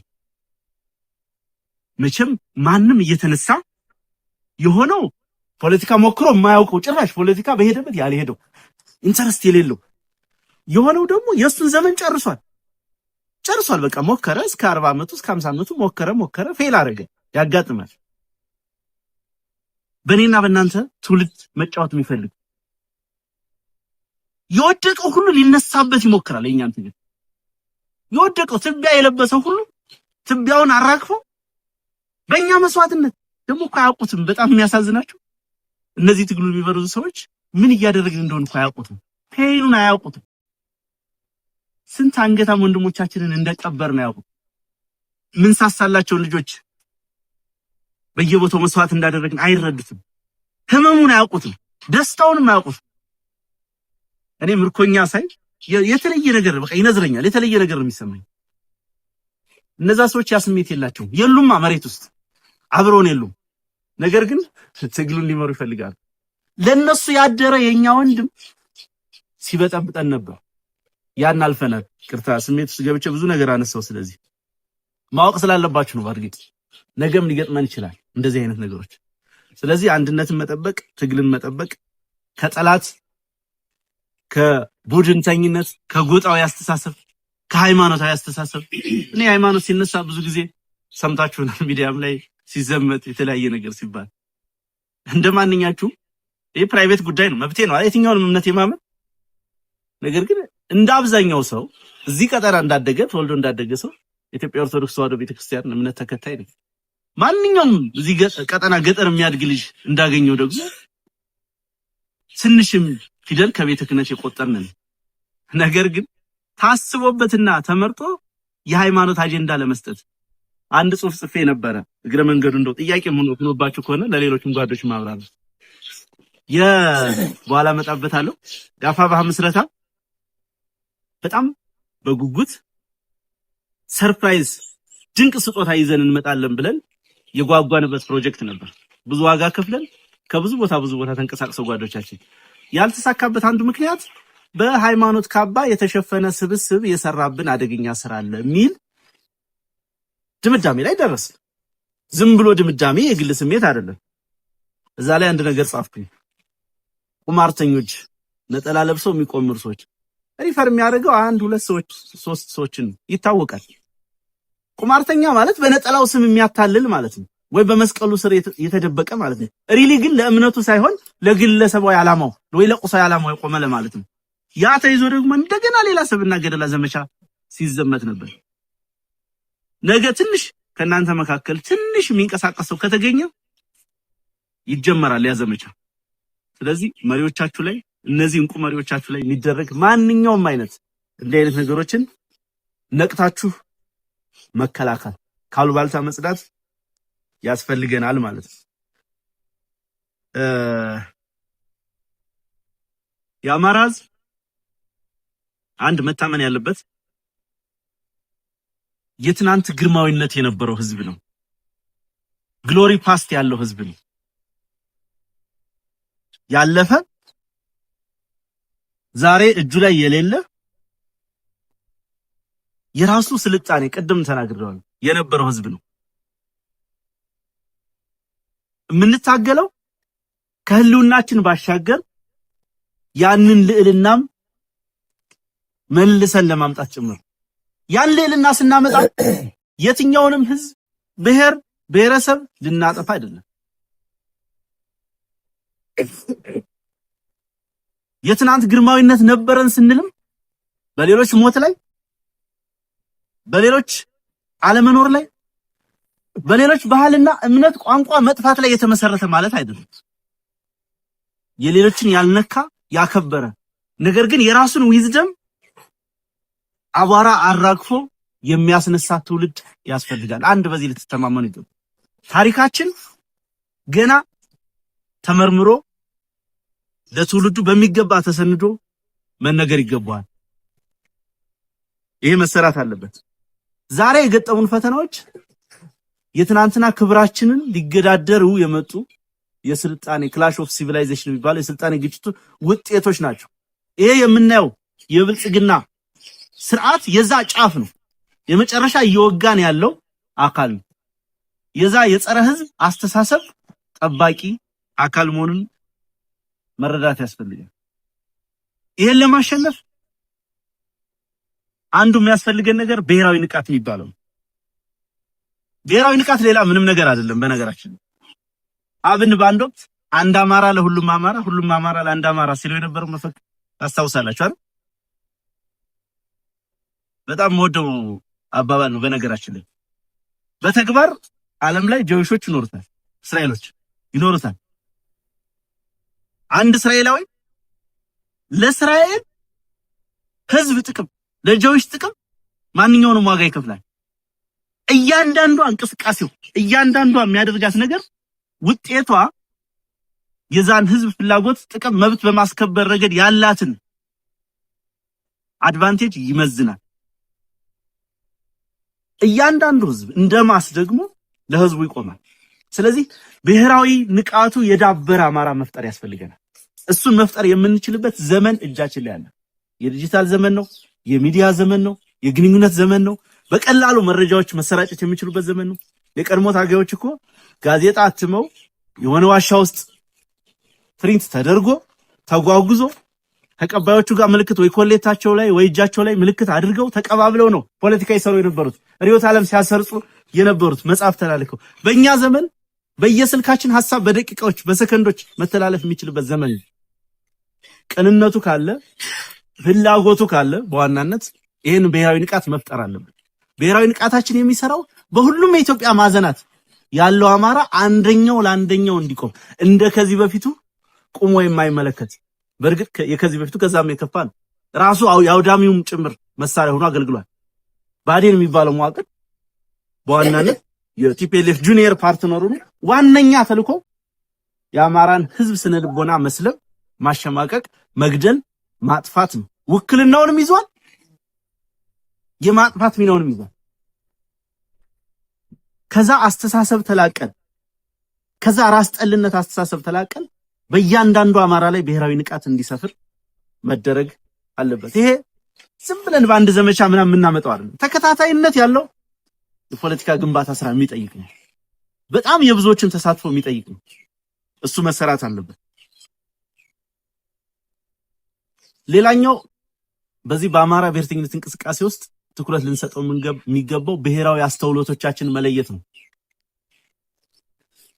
ናሽናል ኢንተለጀንስ የሚባል በተፈጥሯችን እንደ አማራ ያሉን አስተውሎቶች፣ መልካም ነገሮች አንድ ምሳሌ ብናነሳ አማራ ጠመንጃ የመታጠቅ ባህሉ፣ ጠመንጃ የመውደድ ካልቸሩ ትልቁ ብሔራዊ አስተውሎት ነው ብዬ አስባለሁ። ይሄ ብሔራዊ አስተውሎት ካፒታላይዝ መደረግ አለበት። ዛሬ ጠመንጃ የማይወድ አርሶ አደር የለም አማራ ውስጥ አይደል? ሁሉም መታጠቅ ይፈልጋል። አንዳንዴ እንደውም ትልቅ የአስተዳደራዊ ችግር ሆነ የመጣብን ይሄ መሳሪያ ማውረድ፣ በተለይ የግል መሳሪያን በተመለከተ ብዙ ቦታ ይነሳል። እዚህ አካባቢ እንዴት ኮንቪንስ እንደተደረገ አርሶ አደሩ አላውቅም፣ ጥሩ ነው። ሌላ ቦታ ግን የአይነት ችግር አለ። ይሄንን ብሔራዊ አስተውሎት፣ ይሄን ጠመንጃ የመያዝ የነፍጠኝነት ብሔራዊ አስተውሎቱን አዳብረን ሲቪል አርሚ ልናደርገው እንችላለን፣ ይገባል። ሲቪል አርሚ ማለት እያንዳንዱ ዜጋ ልክ አሁን ኤርትራኖች ብሔራዊ ውትድርና እንደሚሉት ነው ማለት ነው። በእኛ ደረጃን ማድረግ እንችላለን። የታጠቀ የተደራጀ ቲም ያለው ጋንታ ያለው በአስቸኳይ ጊዜ ጥሪ ሲደረግለት በዛ ቼን ኦፍ ኮማንድ መሰረት የሚወጣ እነኚህንና ሌሎች ያልተነገሩ እልፍ ብሔራዊ አስተውሎቶቻችንን ማጥናት፣ መመርመር፣ ማጉላት ያስፈልገናል ማለት ነው። ከዛ በተረፈ ይሄ ምንድነው ስቶክሆልም ሲንድሮም ይባላል። ገዳይህን እንዳዳኝ መቁጠር። ለረጅም ዘመን በዛ አይነት ችግር ውስጥ አልፈናል። ለረጅም ጊዜ ገዳይ ባወጣው ህግ መሰረት፣ ገዳይ በሰራው መዋቅር መሰረት፣ ገዳይ ባቋቋመው የምርጫ ቦርድ መሰረት፣ ገዳይ ባቋቋመው ስትራክቸርና ስርዓት መሰረት ፍትህ ትፈልጋለህ ከራሱ ከወንጀለኛ። ከዚህ ከአዳኝና ገዳይን የመለየት ብዥታ መውጣት አለብን። ቅድም ያነሳሁት ይሄ ትውልድ ያሳካው አንደኛው ቁልፉ ነገር ይሄን ማድረግ መቻሉ ነው። ማንም ጥርጣሬ የለውም ማለት ብልጽግና ፍትህ ይሰጠኛል ብሎ ጠመንጃውን አስረክቦ መሄድ የለም ማለት ከዚህ መሃል በክንዱ በጠመንጃው ፍትህን፣ ሰላምን እንደሚያሰፍን የተማመነ ትውልድ ነው። ስለዚህ ከዛ አይነት ብዥታ የጠራ ትውልድ ስለሆነ ህዝቡም ያን ይዞ መቀጠል አለበት። አሁንም ከፍተኛ ስጋት ሊሆኑ የሚችሉ ጉዳዮች አሉበት እጃችን ላይ። አንደኛው ሶሻል ዲኬ የምንለው ቅድም ጠቆም ለማድረግ ሞክሬያለሁ። ማህበራዊ ብስባሴ፣ የራስን እሴት፣ የራስን ዘመን፣ የራስን ዊዝደም ያለማወቅ፣ የሌሎችን የመግዛት የመቀበል አጠቃላይ ማህበራዊ እሴቶቻችን የመበስበስ አደጋዎች አሉ በየቦታው። በብዙ መንገድ ሊገለጹ ይችላሉ። በስነ ምግባር ሊገለጹ ይችላሉ። ከሌብነት ጋር ተያይዞ ሊገለጽ ይችላል። እዚህ ትግሉ ላይ ከምናያቸው ችግሮች ሊታዩ፣ በፖለቲካ አስተሳሰባችን፣ ይሄ ከራስ ጠልነት አስተሳሰባችን እምላችሁ የብሔራዊ ንቃት ሁኔታ ባለመፈጠሩ ምክንያት አንዱ ቀጠና ያለውን አመራር ወይ ታጋይ ሌላ ቀጠና ያለው የሚሰራውን በበጎ ያለማየት አሳዛኝ ነገሮች ትሰማላችሁ። እንደ በግ የጠላት ምርኮ ሲነዳ የሚከፋው ፋኖ ሁሉ አለ የሚከፋው። ይሄ አንዱ የማህበራዊ ብስባሴ መገለጫ ነው። እንግዲህ የምናነሳው እንደ ህዝብ የምናነሳው ስለ ሚሊዮን አማራዎች ነው። ስለኔና ስለናንተ ወይ ስለሆነ ድርጅት አይደለም። ስለዚህ ከዛ አደጋ ለመውጣት ተከታታይ የሆነ ስራ ያስፈልገናል። ጽናት ያስፈልገናል። ቅንነት ያስፈልገናል። አገዛዙ ከፍተኛ የሆነ የቴክኖሎጂ ብልጫ ከመያዙ በስተቀር የተለየ እጁ ላይ ምንም ነገር የለም። በነገራችን ላይ ዓለም ላይ የተመረቱትን ድሮኖች ሁሉ ታጥቋል አብይ አህመድ። የቻይናውን ዊንግሎንግ ድሮን፣ የቱርክ ሁለት አይነት ድሮኖች ነው ያሏት። እነዚህ ስትራቴጂክ ድሮኖች የሚባሉ ባይራክታርና ምንድነው አካንቺ የሚባል፣ የኢራን መዋጁር፣ ሁሉንም ለሽያጭ የቀረቡ ድሮኖች ታጥቋል አብይ። እነዚህም በዓለም ላይ ተመርተው ለሽያጭ የቀረቡ ድሮኖች ሁሉ ሞክሯል። በሁሉም የአማራ ማዘናት፣ በሁሉም ፋኖ ላይ በርካታ ንጹሃን ወገኖቻችንን ጎድቷል። በርግጥ በጣም ጥቂት ሊሆን ከሚገባው አንፃር በጣም እጅግ በጣም ጥቂት ወንድሞቻችንን መስዋዕትነት ከፍሏል። መካድ ስለማንችል ያ የቴክኖሎጂ ብልጫ ግን የትኛውንም ጦርነት አሸንፏል። አሜሪካ ከአፍጋኒስታን ተሸንፋ ወጣለች። 20 ዓመት ውጊያ ተደርጎ አሜሪካ ከቪየትናም ተሸንፋ ወጣለች። ከሶማሊያ ተሸንፋ ወጣለች። የቴክኖሎጂ ብልጫ ስለሌላት ነው አይደለም። ራሽያ ዩክሬንን እስካሁን አላሸነፈቻትም። የቴክኖሎጂ ብልጫ ስለሌላት ነው አይደለም። ዋነኛው ቴክኖሎጂያችን የተሸከምነው ዓላማ ስለሆነ ነው። ዋነኛው ቴክኖሎጂያችን ያን የቴክኖሎጂ ብልጫ የምናሸንፍበት ህዝባችን ስለሆነ ነው። ከዚህ አድቫንቴጅ በስተቀር እርግጠኛ ነኝ ሰሞኑን የታዘብነውን ድል በአጭር ጊዜ ውስጥ እንደግመዋለን። እንዳልኳችሁ አንድ ለውጥ ማምጣት ያስፈልገናል። ሁልጊዜም በየሰፈራችን መዋጋት አገዛዙን ለማፍረስ ጠቅሞናል፣ ኃይል ለመገንባት ጠቅሞናል። ነገር ግን የምንዋጋው እዚህ ሰፈር ልንቀር አይደለም፣ እዚህ ወረዳ ልንቀር አይደለም። ወንዝ ተሻግረን የአማራን የዝንተ ዓለም ሰላም የሚያመጣ ስርዓት ልንገነባ ነው የምንታገለው። ከሱ ባሻገር ደግሞ ስትራቴጂክ ወታደራዊ ድሎችን ልናመጣ ነው የምንታገለው። ለዛ ቅንነት ያስፈልጋል። ቼን ኦፍ ኮማንድ መጠበቅና መታዘዝ ያስፈልጋል። የትኛውም ቦታ የትኛውም ኮሪደር ስምሪት በሚሰጥ ሰዓት መቀበል ያስፈልጋል።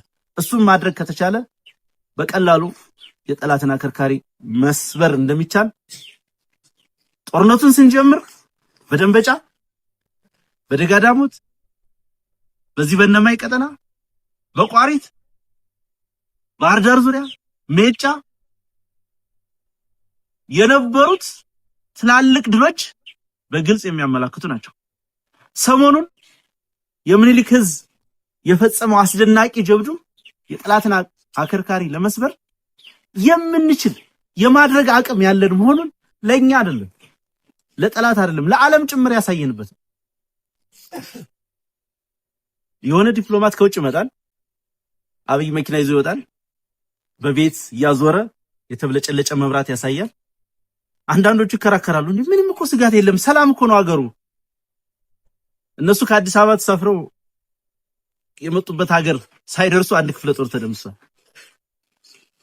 አንዳንዱ የኛ የሥራ ጉድለት ነው፣ ለዓለም የምናሳይበትን መነጽር ማስተካከል አለመቻላችን ነው። ስለዚህ ያንን ሁሉ ዓለም አቀፋዊ ትኩረታችንን ሁሉ የሚቀይር ነገር ነው ይሄ ነገር የፈጠረው። ብዙ ጊዜ ተናግሬው አውቃለሁ። አሁን ሌሎች ተቋማትም ዲፕሎማቶችም የሚዲያ ሰዎችም እየደጋገሙት ነው። ፋኖ የምስራቅ አፍሪካ ኢመርጂንግ ፓወር ነው። ፋኖ የምስራቅ አፍሪካ አዲስ ኃይል ነው። በትክክልም ያ መሆኑን እና ሚዛን እየጠበቅን መሆኑን እየታየ ነው። ዛሬ እኔና እናንተ ተጋድሎ ባንጀምር ኑሮ አብይ አህመድ የፕሪቶሪያ ስምምነትን ለመተግበር የሆነ መሬት ወደሆነ አካል ሰጥቷል። ጠመንጃውን ከአማራ ነጥቆ ለሆነ ቡድን አስታጥቋል። ያው ካለ ጦርነት መኖር የሚችል ሰው አይደለም። ወይ ኤርትራን ወሯል ወይ ተቃራኒው ሆኗል። ብቻ እዚህ ቀጠና ውስጥ የሆነ ነገር ተደርጓል። ያ ሁሉ እንዳይደረግ ምክንያት የሆነው የፋኖ ፓወር ነው። ይሄ ታሪካችሁ ነው።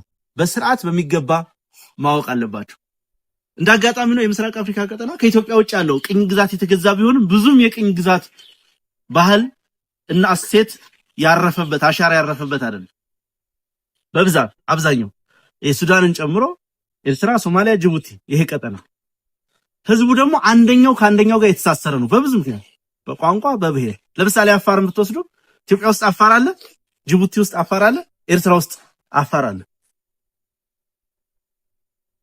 በዚህና በሌሎች ምክንያት እንደገና ደግሞ የዚህ የቀይ ባህር ጂኦፖለቲክስ በመኖሩ ምክንያት ቀጠናው ከጦርነት ቀጠና ወጥቶ ያውቅ። እንደውም በጥቂት ዓመታት ውስጥ በ20 ዓመት ምናምን ውስጥ 3 አዳዲስ ሀገራት ተፈጥረዋል ቀጠናው ላይ። ኤርትራ ከኢትዮጵያ ተገንጥላ አዲስ ሀገር ሆናለች። ደቡብ ሱዳን ከሱዳን ተገንጥላ ሀገር ሆናለች። ሶማሌላንድ እውቅና የላትም እንጂ ዲፋክቶ ስቴት ናት፣ ሀገር ናት። ዓለም አቀፍ እውቅና ስለቀራት ብቻ ነው። አሁን ደግሞ ሱዳንም ለሁለት ሊከፈል ዳር እያለ ነው። ይሄ ቀጠና ሙሉ የጦርነት ቀጠና ነው። በሚደንቅ ሁኔታ አማራው ስልጣን ላይ በነበረበት ዘመን እችም አማራው ስላችሁ አዲስ ለገሰ ነው በረከት ስምኦን እንደማታስቡ እርግጠኛ ነኝ። በአፄ ኃይለ ሥላሴ ዘመን ይሄ ቀጠና በጣም ስቴብል የነበረበት ዘመን፣ የተረጋጋ የነበረበት ዘመን። ስለዚህ ለዛ ትልቅ ዋጋ ያለ መሆኑ መታወቅ አለበት። አሁን ላይ እንደ ቀድሞ ቅኝ ገዢዎች ሳይሆን ዶላር ያደለባቸው አዳዲስ ኃይሎች በተለይ ዩናይትድ አረብ ኤሚሬት የምትባለው ዱባይ እና ሳውዲ አረቢያ እና ሌሎችም ሀገሮች አልፎ አልፎ ቱርክም ግብጾችም ይሄን ቀጠና የጦርነት ሜዳ አድርገውታል። የፕሮክሲ ዋር ወይም የውክልና ጦርነት መጫወቻ ሜዳ አድርገውታል። ሱዳን ብትሄዱ ሳውዲና ዩናይትድ አረብ ኤሚሬት ነው የሚዋጉት። አልቡርሃንን ሳውዲ ይደግፋል፣ ሌላም የሚደግፈው አለ። ዳጋሎ የሚባለውን ደግሞ ዩናይትድ አረብ ኤሚሬት ትደግፋለች። ለምን ትደግፋለች? ዳጋሎ ከተቆጣጠረው መሬት ወርቅ ስለምታገኝ፣ ሌላ ምንም ነገር የለውም። አሁን ላይ ዓለምን የሚዘውረው ኢኮኖሚው የኮርፖሬት ኤምፓየር ዘመን ላይ ነው ያለን። በዛ ምክንያት ምን ይለዋል አንድ ጸሐፊ፣ ፕራይቬታይዝድ ስቴት ፎርሜሽን። ፕራይቬታይዝ የሚደረግ ምንድነው? ቢዝነስ ነው አይደል? ግን ፕራይቬታይዝድ ስቴት ፎርሜሽን እየተከናወነ ነው ሶማሊያ ውስጥ። ዲፒ ወርልድ የሚባለው ዱባይ ፖርት ኢንተርናሽናል ወይም ዱባይ ፖርት ወርልድ የሚባለው ካምፓኒ የዩናይትድ አረብ ኤሚሬት ገዢዎች የዛ ፋሚሊ ንብረት ነው። ሁለት ፐርፐዝ አለው እዚህ፣ 3 ፐርፐዝ አለው እዚህ ቀጠና። አንደኛው ካውንተር ቴሮሪዝምን ወይም ደግሞ ሽብርን እከላከላለሁ ይላሉ። በሌላ በኩል ደግሞ ካውንተር ፓይረሲ፣ ይሄ የባህር ላይ ውንብድናን ለመከላከል ይላሉ። እንደገና ደግሞ እዛ ሀገር የእንስሳትም የእጽዋትም ምርት ስለሌለ የፉድ ሴኩሪቲያቸውን ወይም የምግብ ዋስትናቸውን ለማረጋገጥ እዚህ ቀጠና ያለው ክላይሜት እና አየር ንብረት ለሰብል እህልም ለእንስሳት ምርትም ስለሚመች ለሱ ኢንቨስትመንት በሚል ሰበብ በሶስቱ ምክንያቶች እዚህ ቀጠና ላይ ኢንቨስት ያደርጋሉ። ለምሳሌ ሶማሊያን ብትወስዱ ሶማሌላንድ፣ ፑንትላንድ እና የሞቃዲሾ መንግስት አለ አይደል? ሶስቱም ሀገራት ላይ ሰራዊት ያሰለጥናሉ። ሶስቱም ሀገራት ላይ አሁን ላልኳችሁ ለጸረ ሽብር ተጋድሎ በሚል ለአንቲ ፓይረስ ወይም ለባህር ላይ ውንብድና ተጋድሎ በሚል እና ለሌላም ፐርፐዝ የዚህ የቀይ ባህር ቀጠና ንግድ ለመቆጣጠር በሚል የወደብ አገልግሎት ለመስጠት በሚል የወደብ ግንባታ በሚል ምክንያት ሶስቱም ሀገራት ላይ ሰራዊት ይሰለጥናል። ኢንፎርማሊ ሶስት የተለያዩ ሀገራት እየተፈጠሩ ነው ማለት ነው። አንድ ሀገር አርሚ ካለው ራሱን የቻለ አርሚ ካለው ራሱን የቻለ አስተዳደር ካለው በሂደት ወደ ሀገርነት ነው የሚሸጋገሩ። ስለዚህ ይሄ ቀጠና ወደፊትም ቢሆን የነዚህን ኢመርጂንግ ፓወር ወይም የነዚህን አዳዲስ ኃይሎች ፍላጎት ለማሟላት ሲባል ከጦርነት ውጭ ሊሆን የሚችል አይደለም። አብይ አህመድ ስለ አሰብ የሚያወራው ለኢትዮጵያ ክብር፣ ለኢትዮጵያ ፕራይድ፣ ኢትዮጵያ የባህር በር እንዲኖራት አስቦ እንዳይመስላችሁ አይደለም። ዩናይትድ አረብ ኤሚሬት አሰብ ላይ ኢንቨስት አድርጋ ነበር። ሻዕቢያ አባሯታል። ያንን ቂም በአብይ አህመድ በኩል ልታወራርድ ነው። ምንድነው የዘንዶ ጉሮሮ በሞይን ክንድ ይለካል ነው የሚባለው አይደል? በእርግጥ የአብይ ክንድ አይደለም የሚለካው፣ የደሃ ልጅ ክንድ ነው እዛ የሚለካው። የደሃ ልጅ ነው የሚረክፈው። አብይ አህመድ ጉዳዩ አይደለም። ለአሰብ ተብሎ 100,000 ወጣት ቢረክ ጉዳዩ አይደለም። እሱና በዙሪያው ላሉ ሰዎች ዱባይ ለሚሰራላቸው ቪላ ወይም አሜሪካ ለሚያቋቁሙት ሪል ስቴት ነው የሚጨነቁት። የደሃ ልጅ እዛ ይወድቃል። የዲፒ ወርልድ የተባለው ካምፓኒም ሆነ ሌላው ዩናይትድ አረብ ኤሚሬት ቡርዣዎች የፈለጉትን ነገር ቀይ ባህር ላይ ያደርጋሉ። ያ ነው እየሆነ ያለው። ዛሬ የሚተኮስብን ድሮን፣ ዛሬ እናቶቻችን ላይ የሚወረወሩ የድሮን አረሮች ስፖንሰር የሚደረጉት በእነዚህ ሀገሮች ነው። የሚያረጉት እንዳነሳውላችሁ በተለየ መንገድ ስለጠሉን ወይም ደግሞ ሌላ ዓላማ ስላላቸው አይደለም፣ ወይም በእምነት በምናምን አይደለም። ዋነኛው ዓላማ ኢኮኖሚ ነው። ዋነኛው ዓላማ ፖለቲካ ነው።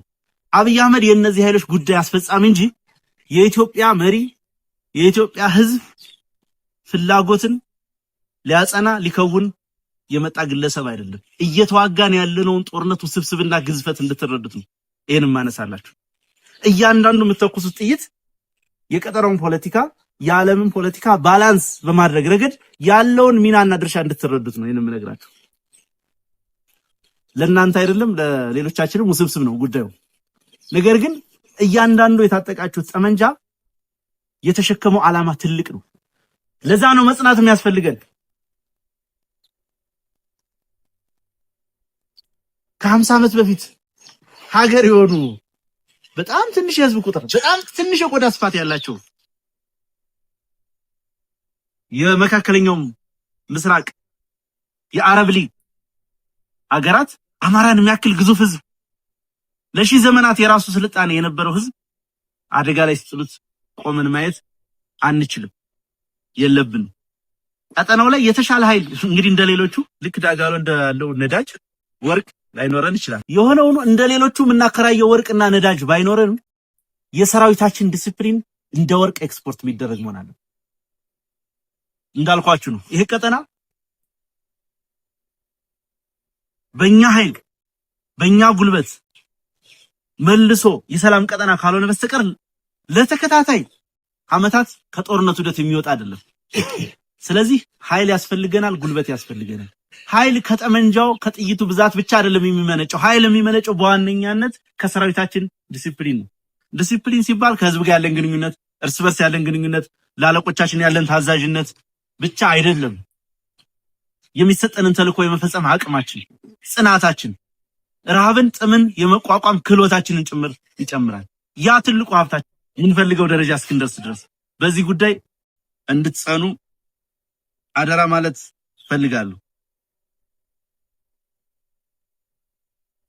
ዛሬ ግዙፍ አርሚ ገንብተናል። ማሰልጠን ማደራጀት ተችሏል። በነገራችን ላይ ስልጠናን እንደው ኃይል ከመገንባት አንፃር ብቻ እንዳታዩት። የምናሰለጥነው ኃይል ነገ የሀገር መከላከያ የሚሆን ነገ የሀገር ዘብ የሚሆን ነገ የምናስበውን ቀጠና የሚቆጣጠር ነው። እሱ ብቻ አይደለም። ለ6 ወር ለ7 ወራት አሰልጥነን አስመርቀን ጠመንጃ አስታጥቀን ስምሪት የምንሰጥበት ቀጠና የተቆጣጠርን መሆኑን ጭምር ለዓለም የምናሳይበት ነው። አንዳንዶቹ ዝም ብሎ ተራ ሸማቂ አድርገው ያስቡናል። እንደዛ እንዳልሆነ ለዓለም ጭምር የምናሳይበት። ዩኒፎርሙ የራሱ ትርጉም አለው፣ ቦሌቱ የራሱ ትርጉም አለው። የምናሳየው ካታዎች የራሳቸው ትርጉም አላቸው። ሚዲያ ላይ በርካታ ኢትዮጵያ ሕዝብ ከፍተኛ ስጋት ውስጥ ነው ያለው። የመዋጥ የመወረር የመጥፋት አደጋ ይደርስብኛል ብሎ ከፍተኛ ስጋት ውስጥ በተስፋ ይጠብቀናል። በተስፋ የምሬን ነው የምነግራችሁ። በተለያየ መንገድ ፋኖ መቼ ነው የሚያሸንፈው፣ ይሄ ትግል መቼ ነው የሚጠናቀቀው ብሎ በጉጉት የሚጠብቀናል። ለዛ ሁሉ ተስፋ መሆናችንን ጽናት ያለን መሆናችንን በእርግጥም ግዙፍ አርሚ እየገነባ መሆናችንን የምናሳይበት ስለሆነ እሱ ተጠናክሮ መቀጠል አለበት።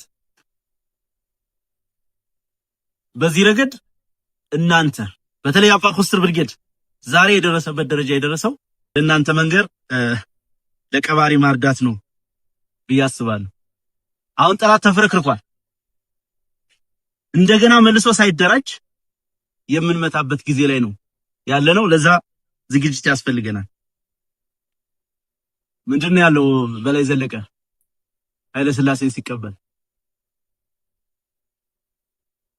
ባንዲራው የዘለቀ ልጅ ባንዳ አራጋቢ እድሜው ሳይደረጅ ነው ያለው አይደል? ባንዲራው የዘለቀ ልጅ ሰላቶ ገዳይ ጦሩ ሳይደረጅ እንደገና ሳይዘጋጅ እንደገና ሌላ መስመር ሳይዝ ምንታገልበት ጊዜ ላይ ነን ያለው። በሚገባ ነው የተፈረከረከው። በሚገባ ሰሞኑን ኃይል እያቀያየረ ነው። እዚህ አካባቢ የነበሩ ኮሮችን ወደ ወሎ፣ ወደዛ የነበሩትን ወደዚህ ባህር ዳር የነበረውን ወደ ሆነ ቦታ ሽፍት እያደረገ ነው። እመኑኝ የሚዘርፍ ሰራዊት ወገኑ ላይ የሚተኩስ ሰራዊት በተአምር ያሸንፍ። በዓለም ታሪክ አሸንፎ ማያውቅ የእናቱን መቀነት የሚፈታ ወታደር ገበሬ የሚረሽን ጦር በምንም ተአምር አይደለም። እንዲህ አይነት ግዙፍ ሰራዊት ገንብተን ጥቂቱንንም አያሸንፈን። አሁን የቀረው የኛ የቤት ስራ በፍጥነት ማሸነፍ። ልክ ማዕበል ላይ እንዳለን ጀልባችን ማዕበል ላይ እንዳላስበን ወደ ኋላ ሳንል ወደ ጎንም ሳንል ሳንቆምም በፍጥነት ምንቀስፍበት ዘመን ላይ ነው የምንገኘው። ይሄ ፍጥነቱ በጣም ብዙ አድቫንቴጆች አሉት። እንዳነሳሁት በአንድ በኩል ጠላት ሳይደረጅ የምንደርስበት ጊዜ ነው። በሌላ በኩል የምንከፍለው መስዋዕትነት በጣም በብዙ የምናሳጥርበት፣ ወደፊት ልንከፍላቸው የምንችላቸውን መስዋዕትነቶች ጭምር የሚያስቀር ቀላል አይደለም። ህዝባችን እየከፈለ ያለው ዋጋ ትግል ስለሆነ ትግሉም ቅዱስ ትግል ስለሆነ ዓላማውም ትልቅና ግዙፍ ስለሆነ እየተቋቋምነው ነው እንጂ በምትንቀሳቀሱበት ሁሉ ታያላችሁ። እናቶቻችን ማቅ ለብሰው ነው ያሉት። ልጆቻቸውን ቀብረዋል፣ ባሎቻቸውን ቀብረዋል። ጥቁር ለብሰው ኮት ለብሰው ነጠላ ዘቅዝቀው ስታዩ የሚሰማን ስሜት አለ እንደ ወገን። እነዛ በርቀት ትግሉን የህዝብ ትግል ነውና እኛ ምን መራዋለን እናንተም ትመሩታላችሁ ብለው የሚያፈዙት ሳይሆን እኛ እየኖር ነው ያለ ነው የሚሰማን ስሜት አለ። ያ ማብቃት አለበት፣ የሆነ ዘመን ላይ ማብቃት አለበት። አንዳንዱ ኤክስፔክቴሽን ክራይሲስን እሱን አትስሙ። እንዴት 2 ዓመት ሙሉ ይላል የሆነ ኳስ ጨዋታ የሚመስለው እሱ አይደለም። እንደዛ ለሚሉት ማለት አይደለም። ነገር ግን አሁን በቂ ፖቴንሻል አለ። እውነት ለመናገር በተደጋጋሚ ስለበላይ ዘለቀ ይነገራል። እርግጠኛ ነኝ ከግማሽ በላይ የምትሆኑት የሱን የመጨረሻውን እድሜ ትደርሳላችሁ። ግማሽ እንኳን ማጋነን ይሆናል። 1/4 የምትሆኑት ማለት ነው። በ30ዎቹ እድሜው ነው በላይ ያን ሁሉ ታሪክ የሰራው። ከያዎቹ መጨረሻ እስከ 30ዎቹ መጀመሪያ ባለው እድሜ ውስጥ ነው ያ ታሪክ የተሰራው። ስለዚህ በቂ ነን፣ በቂ አቅም አለ፣ በቂ አቅም። ብዙ የተማረ ሰው አለ፣ ብዙ ወታደራዊ ስልጠና የወሰደ ሰው አለ። ቅንጅቱ ካለ፣ መደማመጡ ካለ፣ ቅንነቱ ካለ ማድረግ እንችላለን። እንደምንችልም በተግባር አየን። ቀላል አይደለም። 2-3 ክፍለ ጦር በዛ ደረጃ በታትነ ትናንትና የአማራ ፋኖ ብሔራዊ ኃይል ማዕከላዊ ኮማንድ ለቀይ መስቀል ደብዳቤ ጽፈናል። 502 ምርኮኛ አለ እጃችን ላይ ምኒልክ ላይ ማለት ነው። ከዛ ውስጥ 148ቱ ቀላልና ከባድ ቁስለኞች ናቸው። በ2-3 ቀን ይሄ በሶስቱ ኮሮች ብቻ የተገኘ ነው። ሶስቱ ኮሮች በዚህ በደቡብና በምዕራብ ወሎ ቀጠና ያለው ገና አልተሰባሰበም። የሚገርማችሁ ነገር ከዚህ በፊትም በዘመቻ መቶ ተራሮች የነበሩትን ምርኮኞች እንዲረከቡንና ድጋፍ እንዲያደርጉ ለቀይ መስቀል ጽፈን ምላሽ አልሰጡንም። እያንዳንዱ ነገር ፖለቲክስ ነው ዓለም ላይ። ይሄ ሰብአዊነት ድጋፍ ምናምን ውሸት ነው። ቀይ መስቀል ከኛ ጋር የደብዳቤ ልውውጥ ካደረገ የምናገኘውን ኢንተርናሽናል ሪኮግኒሽን እያሰቡ ጥርጣሬ ስላላቸው ለዘመናት የነጮች የጥናት ዴስኮች ሸልፎች የተሞሉት በጸረ አማራ ትርክት ሰነዶች ነው። በነገራችን ላይ አብዛኛው የምዕራብ ኃይል እኛን የሚያየን ሌላውን ብሔረሰብ እንደምንጨቁን ቅድም እንዳነሳውላችሁ እንደ ቅንጌ ብዙ ያልሰራ ነው የቤት ስራ ስላለ ያን ሪኮግኒሽን ስቲል ምን ያስባሉ መሰላችሁ? የአብይ አህመድን ቢሮክራሲ የያዘው አማራው ነው ብለው ያስባሉ። ዲፕሎማቶችም ጋዜጠኞችም ሲያወሩን ዋንስ ኦን ታይም ከአብይ አህመድ ጎን የነበረው ፋኖ አሁን ከአብይ አህመድ ጋር ተጣላ ብለው የሚጀምሩት ቅርብ ጊዜ አሁን በቅርቡ በተንቀሳቀስንበት የጉሙዝ ታጣቂዎችን አገኙ ሱዳን ድንበር። ከዛ ለሆነ መንገድ ተፈልገው ስናወራቸው መጀመሪያ መነጋገር አለብን አሉ። እሺ ምናምን ብለን ቁጭ ብለን ምን አሉን? እናንተ የአብይ አህመድ ልጆች አይደላችሁ እንዴ? መቼ ነው የተጣላችኋል? አያችሁ ትርክቱ ከኦነግ ሰዎች ጋር ከቲፒኤልኤፍ ሰዎች ጋር ቀጥተኛ ግንኙነት አላቸው። እነዛ ደግሞ የፈረንጆችን ትርክት ነው የሚቀበሉት። ስለዚህ ያስተሳሰብ ስላለ እነዚህ ትላልቅ ኢንተርናሽናል ተቋማት ሪኮግኒሽን መስጠት አይፈልጉም፣ ማመን አይፈልጉም። በነገራችን ላይ ማመን አብይ አህመድ ባያምን አይገርመኝም። በጣም ስለሚፈራ እንደው ከሆነም ያው የለመድኩት ይሻላል ብሎ ነው መሰለኝ። የሰሞኑን ድል እንኳን ሰምታችኋል አይደል? የብልጽግና ሚዲያ ሰዎች የቲዲኤፍ ነው የህዋት ነው እያሉ በጣም የሚያስቅ ነው። ዋናው መሸነፋቸው ማመናቸው ነው። አሸናፊውን የፈለገው መምረጥ ይችላሉ እያልን ነበርና ልክ እንደዛ ነጮቹም ጋር ያ ችግር አለ። ያልቀረፍ ነው ያልተሻገር ነው ብዙ ነገር አለ። በጣም ብዙ ስራ የተሰራ ለአመታት ለዘመናት ሪሰርች የተደረገ ይሄን ቀጠና የሚያውቁ ሪሰርቸሮች ምሁራን አማራውን የሚያዩበት መነጽር ፍጹም የተንሸዋረረ ነው። ፍጹም የህሉና ትግል እያደረግን ነው የሚለውን ማመን አይፈልጉም። አሁን ነው በብዙ ጥረት በብዙ ስራ ብዙ በር አንኳኩተን ትንሽ ነገሮች እየተገለጡ የመጡት እሱም በጉልበታችን በጠመንጃ ኃይላችን ነው። ስለዚህ የአይነት ነገር ስላለ ብዙ የቤት ስራ አለብን። ማሸነፍ እና መቀልበስ እንደምንችል ግን በተጨባጭ ታይቷል። እንዳነሳሁት የአማራን ፖለቲካ እና አደረጃጀት ከሁለተኛነት ከጁኒየርነት ከግዞተኝነት በሞግዚት ከመተዳደር አውጥተን በራሱ እንዲቆም ማድረግ ችለናል። ከፋም ለማ መጪው ዘመን ምንም ሆነ ምን በራሱ የሚቆም በራሱ የሚያስብ በራሱ ፖለቲካ የሚሰራ ትውልድ ፈጥረናል። አንዳንዶቹ እንዴ ማንኛውም ኃይል ጋር እንተባበራለን ትላላችሁ እንደ ትናንት ነው ምናምን ይላሉ። እኛ እንደ ኢህዴን እኮ ምርኮኛ ሆነን የተመሰረትን አይደለም። በዚህ ጀግና አርሶ አደር ፊት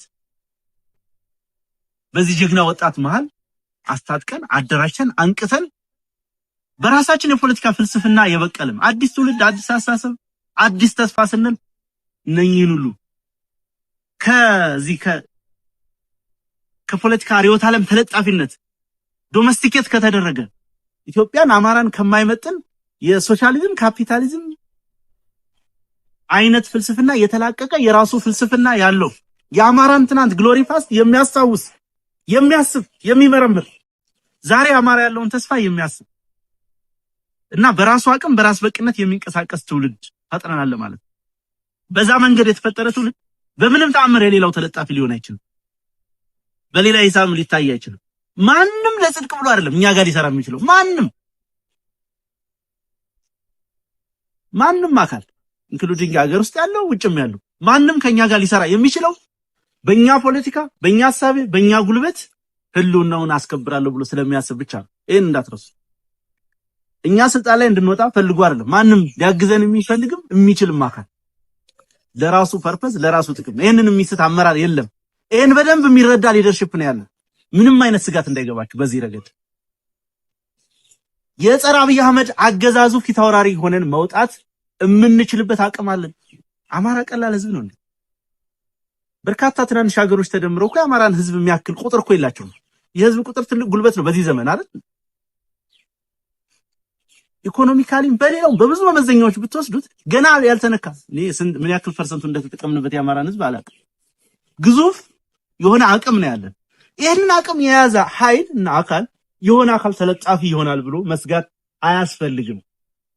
ይልቁንም በመተማመን በመደማመጥ ሰው ህይወቱን ከመስጠት በላይ በምንም ሊታመን አይችልም። አሁን ያለው ፋኖ ሊደርሽፕ በርካታ መንገዶችን አልፎ ነው እዚህ የደረሰው አይደል? በርካታ የሞት ወጥመዶችን የተሻገረ ነው። ይሄን ያረጋን ሊደርሽፕ ማመን ያስፈልጋል። መሪህን ማታመን ከሆነ ሊደርሽፑን ማታመን ከሆነ ትግሉን ማሸነፍ አትችልም። ድርጅት መፍጠር አትችልም። ስለዚህ ህዝቡን የሚመጥን አስተሳሰብ እና ልዕልና ያለው ሊደርሽፕ ነው ያለ። ችግሮች የሉም ማለት አይደለም። በኋላ መጣበታለሁ። እዚህ አንድ ድርጅት ካለመፈጠሩ ጋር ተያይዞ የሚነሱ ችግሮች ይኖራሉ። እሱ እንደተጠበቀ ሆኖ ግን በሎያሊቲ ጉዳይ ምንም አይነት ጥያቄ ሊኖራችሁ አይገባም። በዚህ ረገድ የትኛውም ኃይል ጋር ብንሰራ ምንም ጥርጣሬ እንዳይኖር ለማለት ነው። ኮዛችንን አሳልፈን የምንሰጥ የህልውና ጥያቄያችን የተነሳንበትን ዓላማ ኮምፕሮማይዝ የምናደርግ አይደለም። ታሪክ ከዚህ ትግል የምናተርፈው ታሪክ ነው ሲባል ነበር ቅድም። ታሪክ ብቻ አይደለም ትውልድም ጭምር ነው የምናተርፈው። እኛ መስዋዕትነት ልንከፍል እንችላለን። መጪውን ትውልድ ግን እናድነዋለን። አንገቱን ቀና አድርጎ እንዲሄድ የአባቶች ሀገር ብሎ እንዲኮራ እናደርገዋለን። ያን ዓላማ የተሸከምን ስለሆነ በዛ በኩል ምንም ጥርጣሬ ሊኖር አይገባም። ፋኖ አንድ ወጥ ድርጅት እንዲኖረው፣ በድርጅት እንዲመራ፣ መዋቅር እንዲኖረው፣ ሊቀመንበር፣ ዘመቻ አዛዥ ምናምን የሚባሉት እና ስራ አስፈጻሚ የሚባለው አወቃቀር እንዲኖረው የመጀመሪያውን ፈርቀዳጅ ስራ የሰራ ነው የአማራ ህዝባዊ ኃይልን ስንመሰረት ነው ከማንም በፊት። ከዛ በአቻነት እና በተመሳሳይ ወቅት የሚነሳው የምስራቅ አማራ ፋኖ አደረጃጀት ነው። ማንም ግን በአደረጃጀት ቅርጽ እና የፖለቲካ ዓላማን የተሸከመ ኃይል በመገንባት በፋኖ የትግል ታሪክ ውስጥ ከኛ የሚወዳደር የለም። ይሄ ሲባል ቀደም ሲል በፋኖነት ሰርቫይቭ አድርገው የቆዩትን ነሻለቃ መሳፍንት ጨምሮ ዲናይ ለማድረግ አይደለም። ፕራውድ የምናደርግባቸው እርሾውን ያተረፉ በብዙ መከራ ውስጥ ብቻቸውን የኖሩ ታላላቆቻችን አሉ። በጣም ብዙ አርበኞች አሉ። ነገር ግን ይሄን ቅርጽ እንዲይዝ የፖለቲካ ዓላማ እንዲሸከም ፖለቲካ መር የትጥቅ ትግል እንደሚያስፈልገን አምነን የጀመር ከጥቂት ዓመታት በፊት ነው። ከዛን ጊዜ ጀምሮ ፋኖ አንድ ወጥ መዋቅር እንዲኖረው በርካታ ስራዎች ተሰራ ቆይተዋል። በርካታ ስራዎች ተሰርተዋል። እንግዲህ ብዙ አንዳንዱ ጊዜው ባለመፍቀዱ፣ አንዳንዱ ደግሞ በራሱ የትግሉ ባህሪ እንግዲህ ምርጫ ቦርድ የሆነ ፔቲሽን ሰብስበ ተመዝግበ የምታመጣው አይደለም። እንደ ፖለቲካ ፓርቲ ስራ ይጠይቃል፣ ኃይል ይጠይቃል፣ ጉልበት ይጠይቃል፣ ህዝብ ማሳመን ይጠይቃል። ሪስክ አለው። ህይወት ነው የምከፍልበት። ብዙም ህይወት ተከፍሎበታል። ያንን ሁሉ ታልፎ ነው እዚህ ደረጃ የተደረሰው። ላለፉት 2 ዓመታትም ያለመታከት በየቀኑ በምላችሁ ሁኔታ አንድ ድርጅት ለመውለድ ጥረት አድርገናል። በቂ ርብርብ አድርገናል። ብዙ ቻሌንጆችንም አልፈናል። አንዳንዱ ጠላታችን ስራዬ ብሎ 100 ሚሊዮኖች በእጅቶ የሚያበላሽብን ነው። ስራዬ ተብሎ ለምሳሌ ያሉባልታ ዘመቻ የሚያሰራጩት የሚዲያ ስራ የሚሰሩብን ሰዎች ዝም ብለው እንዲህ ስለሚጠሉ ወይ አስረስ የተባለ ሰው ወይ ጥላውን የተባለ ሰው ምስጋና የተባለን ሰው የአይናችን ከለር ስላላማራቸው እንዳይመስላችሁ። ፐርሰናሊ ስለሚጠሉን አይደለም፣ ተልኮ ነው። ልክኛ በየቀኑ የአብይ አህመድን ፖለቲካ አፈር እንደምናበላው እነሱም ደግሞ በጠላትነት ተሰልፈው የላካቸውን አካል ለማስደሰት የሚሰሩ ስራ ነው። በዛ ምክንያት ብዙዎቹን የትግሉን ሂደት ያልተገነዘቡ፣ አንዳንዶቹ ዘግይተው የመጡ፣ አንዳንዶቹ በተፈጥሯቸው በትግሉ ባህሪ ምክንያት ከጠላት ከብልጽግና አሰላለፍ ለመውጣት ጊዜ የፈጀባቸው፣ አንዳንዶቹ ደግሞ የአቅም ችግር የገጠማቸው የኤክስፖዠር የኤክስፔሪያንስ ችግር የገጠማቸው መሪዎች ስለነበሩ ይሄም ምክንያት ሆነና አንድ ወጥ አስተሳሰብ በተመሳሳይ ሰዓት ባለመምጣቱ ድርጅት ሳይፈጠር ቆይቷል። ብዙ ሂደቶች አልፈናል። ብዙ አውሎ የሚያሳድሩ ነገሮች አሉ ብናነሳው። አንዳንዱ የኛ ይዋህነት የሚመጣውን እንግዳ ሁሉ በመልካምነት በወንድምነት በፍቅር በመቀበል ይህ ህዝብ እረፍት እንዲያገኝ፣ ማህበራዊ እረፍት እንዲያገኝ፣ ሰላም እንዲያገኝ፣ ይህ ጦርነት በአማራ ህዝብ አሸናፊነት ተጠናቆ አማራውም ሌላውም በሰላም የሚኖርበትን ኢትዮጵያ ይመጣል በሚል ተስፋና ምኞት ብዙዎችን በፍቅር ስናስተናግድ እየተካድን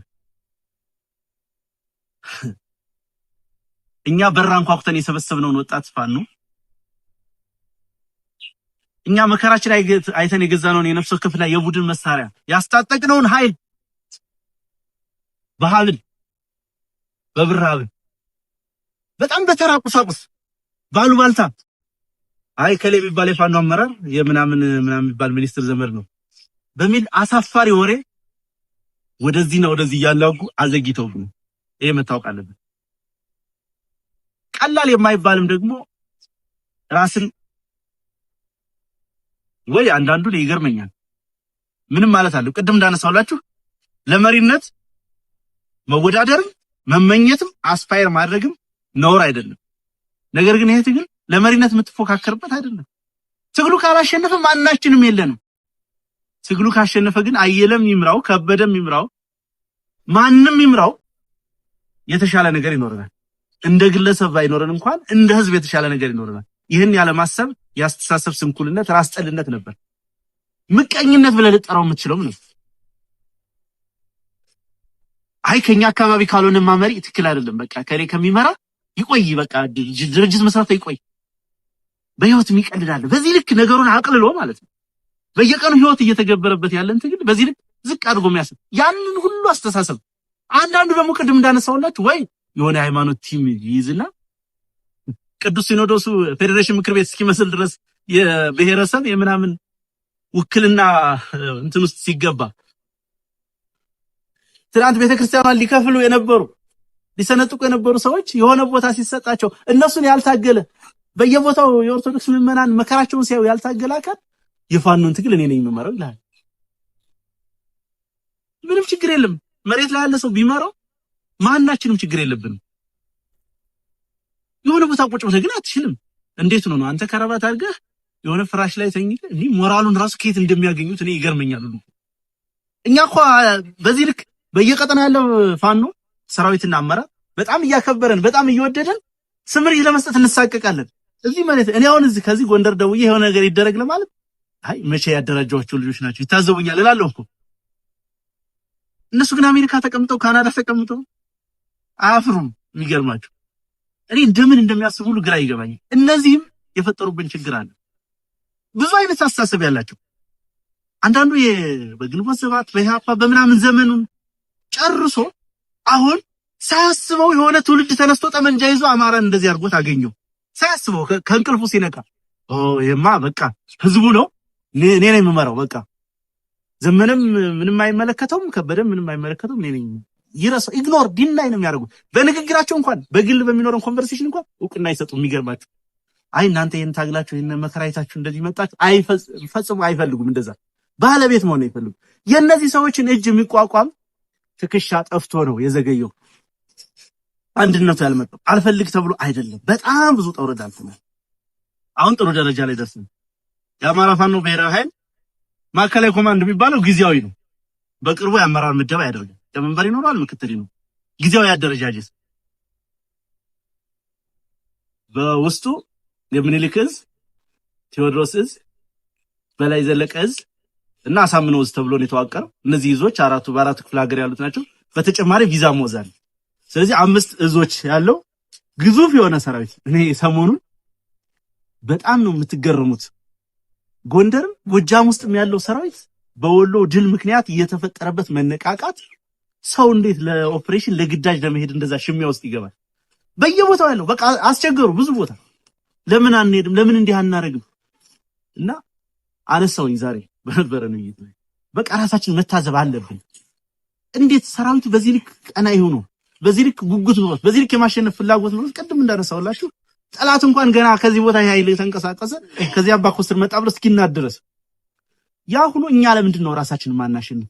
በዋናነት ችግሩ ያለው እንዳልኳችሁ ከጀርባ ከሚልከው ካስተሳሰብ ድክመት ነው። ዞሮ ዞሮ እሱን ጥሩ ደረጃ ላይ ያደርሰናል። በቅርቡ አፋባ በሙሉ አቅሙ በሙሉ ሞገሱ ይመጣል፣ ይገለጣል። ድርጅት ቱል ነው። ግን አንድ ነገር እንዳትረሱ፣ ድርጅት ግብህን የተነሳህበትን ዓላማ የምታስፈጽምበት መሳሪያ። ድርጅት ተፈጠረ ማለት በራሱ አሸናፊነትን አያሳይም። አንደኛው መሳሪያችን ልክ እንደ ጠመንጃችን አንድ ወጥ ድርጅት መፍጠራችን አንደኛው መሳሪያ ስለሆነ በሱ ብቻ የሚጠናቀቅ አይደለም። የግዝፈት አደጋ ይገጥመናል። ከዛ በኋላ ግዙፍ አርሚ ነው የሚኖረን፣ ግዙፍ አመራር ነው የሚኖረን፣ በጣም ሰፊ የቆዳ ስፋት ነው የሚኖረን። ያንን የማስተዳደር ፈተና ስለሚገጥመን ያንን ቻሌንጅ ሁሉ መታሰብ አለበት። ለዛ የሚገጥሙ ችግሮች ይኖራል። የሰራዊት መፈወዝ ይኖራል። ብዙ ነገሮች ያንን ሁሉ አንዳንዱ ቦታ ሽምብራ ተቆርጥሞ የሚታደርበት አለ። አንዳንዱ ቦታ ጤፍ እንጀራ የሚበላበት አለ። አንዳንዱ ቦታ ጾም የሚታደርበት አለ። አንዳንዱ ጋር ደግሞ ጮማ የሚቆረጥበት አለ። ይሄን ሁሉ ማመጣጠን፣ ዩኒፎርም ማድረግ፣ ኢቭን ከሰፈሩ ማውጣት ሰራዊቱ እንዳጋጣሚ ነው። እናንተ እንኳን ከብዙ ቦታ የተቀላቀለም እንደሆነ ሰምቻለሁ። አንዳንዱ ጋር እኮ ያክስት ያጎትልሽ ምናምን ተጠራርቶ የመሰረተው ብርጌድ ሻለቃ አለ። ያን አንደኛውን አንስተው ወደ አንደኛው ስትወስደው ጫጫት አለ፣ ምን አለ፣ መክዳት፣ ብዙ ነገሮች ይኖራሉ። እሱን ሁሉ ታሳቢ በማድረግ መጽናት፣ ጓደኞቻችሁን ማጽናት፣ ዋጋ የከፈሉላችሁን በየደቂቃው በየሰከንዱ ማሰብ ያስፈልጋል ማለት ነው። ከድርጅት ምስረታ ባሻገር ብዙ ስራዎች ያስፈልጉናል። ቅድም ነካክቸዋለሁ፣ ጊዜ አልወስድም። የኃይል ግንባታ ስራ በሰፊው መሰራት አለበት። ሎጂስቲክስ እንደ አባፎስ ነው እንደ ብርጌድ የምትሰሩት እንደተጠበቀው ነው። እንደ አፋባሃ የሚሰራ ስራ አለ ገዘፍ ያለ ብዙ መጠበቅ አያስፈልግም። ከዚህ በኋላ በነገራችን ላይ በድርጅት ደረጃ የሚገኙ ሎጂስቲክሶች ቢኖሩ ለድርጅታዊ ተልእኮዎችና ለትላልቅ ነገሮች እንዲውሉ ነው ሊደረጉ የሚችሉ። ሪዘርቭ መያዝ ሁልጊዜም ሪዘርቭ መያዝ ያስፈልጋል። እሱ ላይ መሰራት አለበት ነው። ድሉን ካገኘው ሁኔታዎች ከፈቀዱ ድጋሚ እንገናኛለን። ብዙም ባልተዘጋጀንበት ነው እናንተን በዚህ ያደከምናችሁ። በጣም ደስ ብሎኛል። አመሰግናለሁ።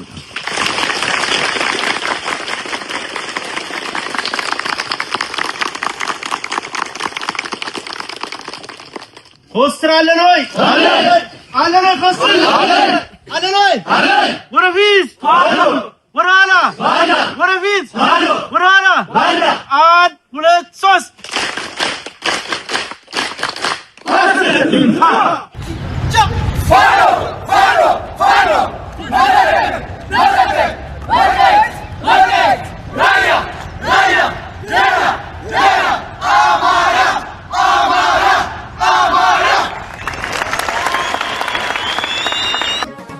ገዢ ያልደፈረን ባልበላት ያልበደ አማራነትን ተላብሰን አማራነትን ተኩለን ነፃ ህዝቦች እንደነበር ነፃ ህዝቦች እንሆናለን።